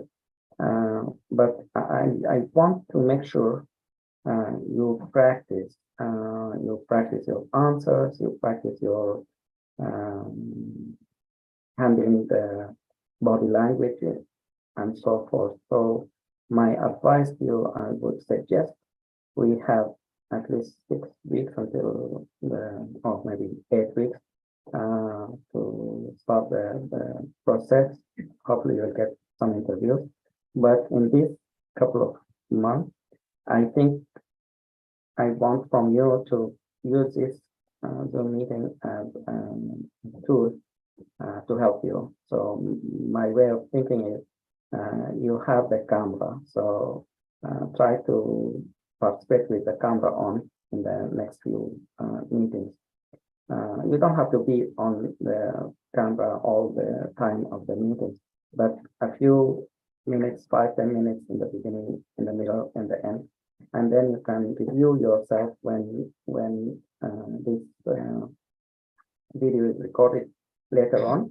See how your approach, how your camera settings, your lighting, and so forth. If you have questions, try to answer or ask questions. So you will see how your mic and so forth. So if there is any changes, you have opportunity to make some of the changes. Second part is when you turn your camera off, your name will be on the computer. Instead of your putting only your name, make sure your name is the correct name, first, last name, but also put like a passport or actual picture of you, because when you are doing the interviews, at one point they may put you on hold, and then the other group will come, and then you will be asked to answer questions. Then you will turn your camera on. So during this period, if you have your image, your photo as a background inside your name, it's going to be better for the program. So I would suggest that and encourage every one of you to put your recent photo in your profile, so that in this Zoom meeting you will have your photo, and if you want to change it, you can change it. So you will have a feedback for yourself. So you see things before the actual interview. Another opportunity is to play the role of interviewer and interviewee with one another. So if you have a friend in the fellowship or other people from outside, try to start a Zoom meeting, turn the camera on, and then ask them to ask the questions, list of 4 or 5 questions, and try to answer these questions. See how you can be fluent and honest, and using your body language and so forth, the camera angle, the lighting, and get feedback from that person. Or you can also work in a group, like in teams, then everyone will look at your how you are doing. In the past, we did this during the meetings. So one part of the meeting will be role play. So one of the fellows will be the program director. One will be the candidate.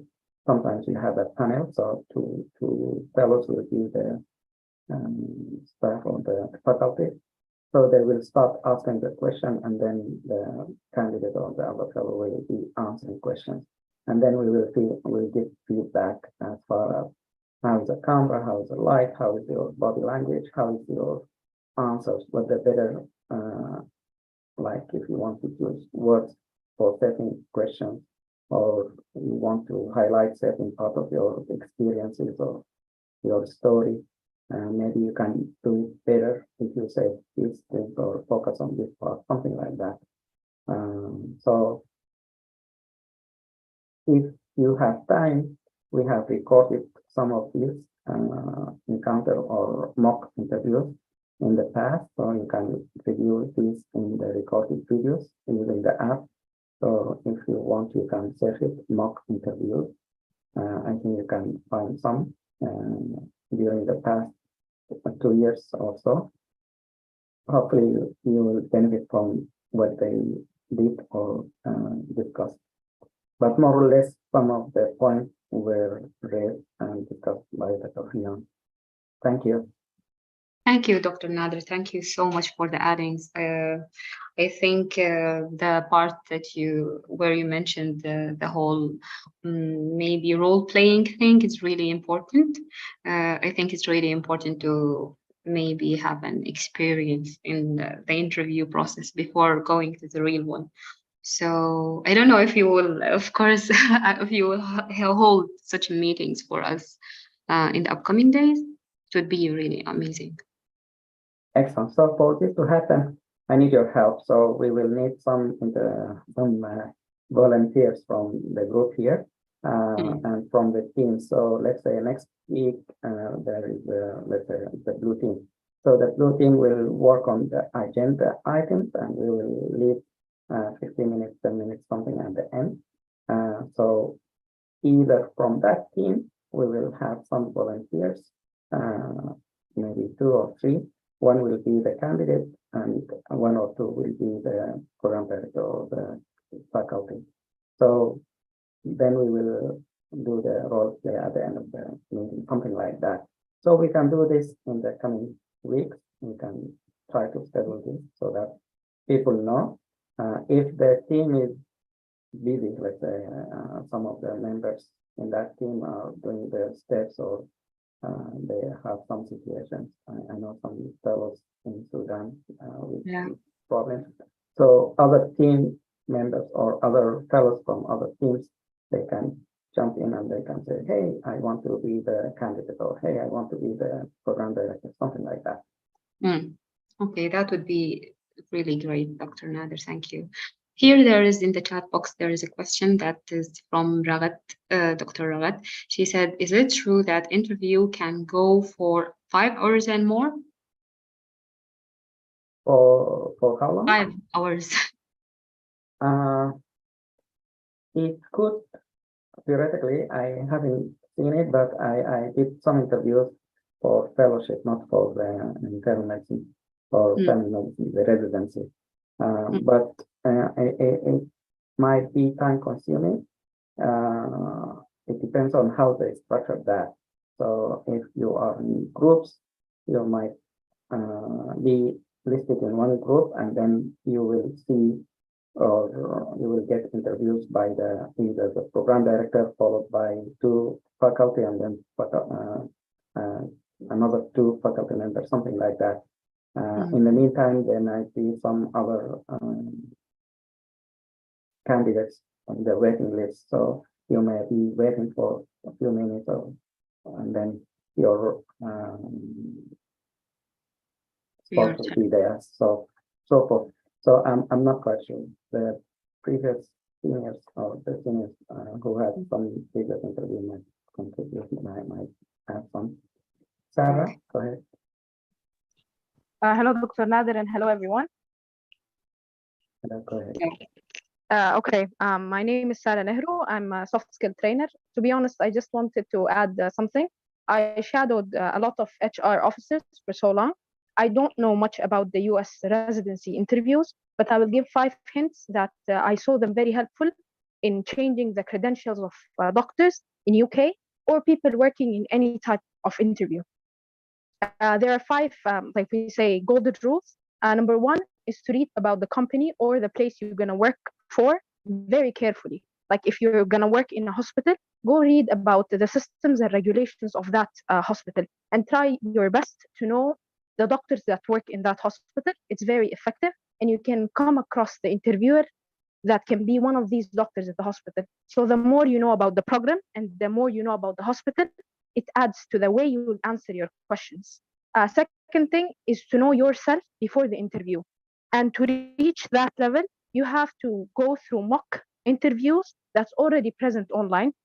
It's better if it's medical, but if it's not a big deal. They usually ask 2 important questions. Question number 1, please talk about yourself. The talk about yourself question can be divided into 3 parts. Part number 1, to speak about your past, present, and future. Like whenever you are asked the question, please speak about yourself, people usually get hesitated and they're scared to overshow themselves, and it falls in the place where they are not humble anymore. But actually, no, it can show confidence if you know exactly how to present yourself. You can only mention the things you actually achieved without mentioning the word I, or you can say it in the things which you are only the one working on. And this shows the difference between being a team player and at the same time being very good in presenting yourself without using the word I. For an example, if you work in a project that's that only take you as a person to speak about it, say I. If you work in a team group thing, always use the word we. When you present yourself, try your best to bring projects where you work as a person, and at the same time, talk about the projects where you work as a team. In this case, you can present yourself that you're good in teamwork, and at the same time, you're good to play as an individual. The third point, and it's very important, you need to master public speaking and body language. Interviews is a place where it's like a stage, but it's like a mini stage where you have to maintain your body language in a way that you don't seem to be nervous.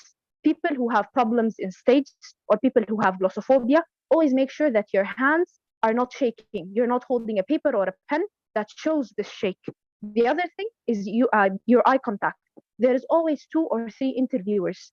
So the more you know how to distribute your eye contact, the more points you get.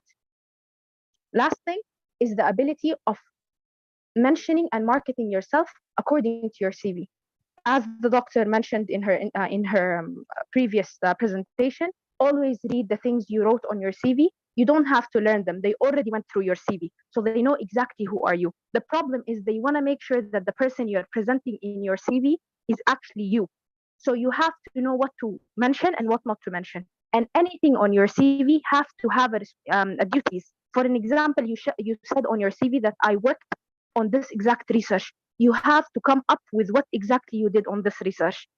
If it's a research program or it's a residency program, they always want a fellow who knows how to do research. So if it's on your CV, you have to know exactly what's done there. Like if you always did introductions, if you're always good at referencing, always mention the programs that you're good at.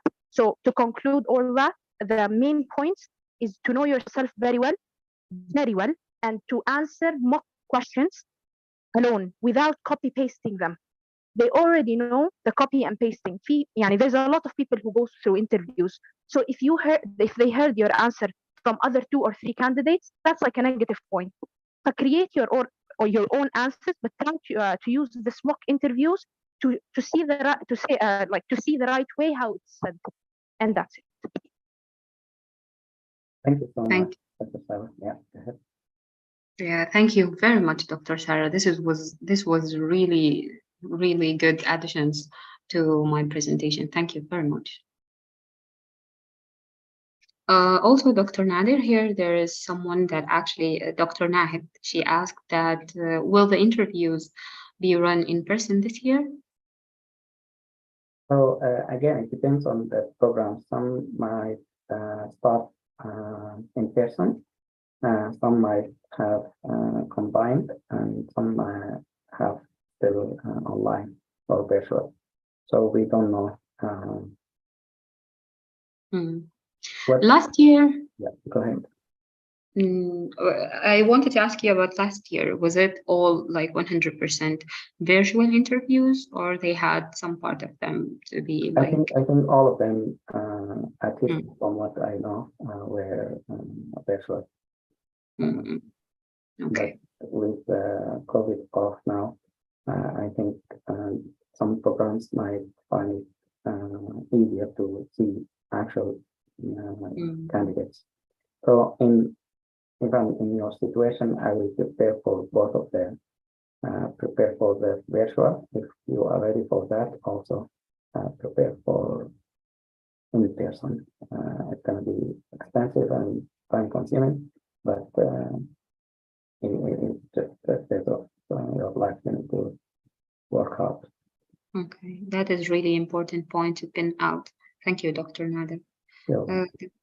Does anyone have any question here? Yeah, I think we are done with our agendas today. The last part of our agenda is the update from the projects that we had.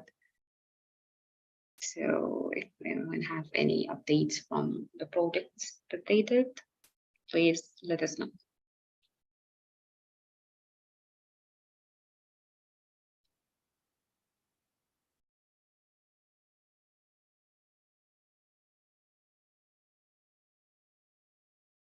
I know the some deadlines are coming, so within next week, I think July 21st and end of July, the AMDA and ATS or some other conferences, they are accepting the abstract. So if you are planning to submit the abstract, let me know so we can work on that, finish it, and submit it on time. Some of these may accept half the work. So if you didn't finish analyzing and putting everything together, if you are in midway of the project, they can accept that, and hopefully we can finish that within a few months. And by the time they respond, they can ask if we conclude it, we can submit the full version. Okay. So, any questions?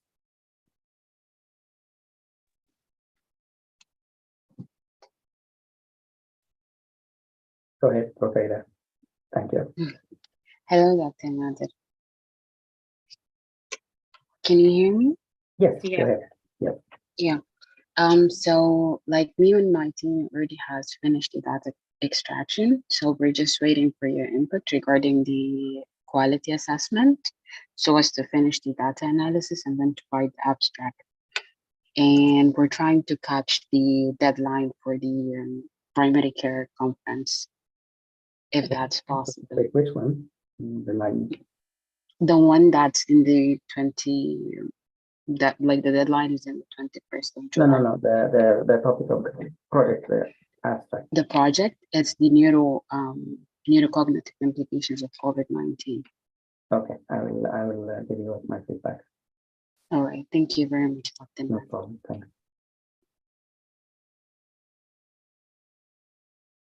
Anyone else? Yes. Hello, Dr. Nader.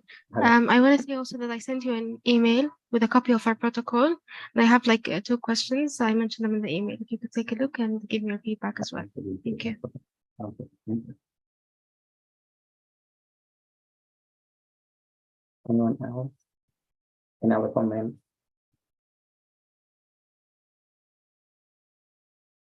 If no, then I'd like to thank you all. Thank you, Dr. Hoyam, for moderating the meeting. And thank you all the presenters. I appreciate your time and effort. Thank you for great work. Thank you, everyone. We'll see Thank you. Assalamu alaikum. Thank you, Dr. Nader, so much for giving us this opportunity. We are really grateful for you. Thank you. Thank you, Dr. Nader. Have a great day. You too. Have a wonderful one. Bye-bye. Assalamu alaikum.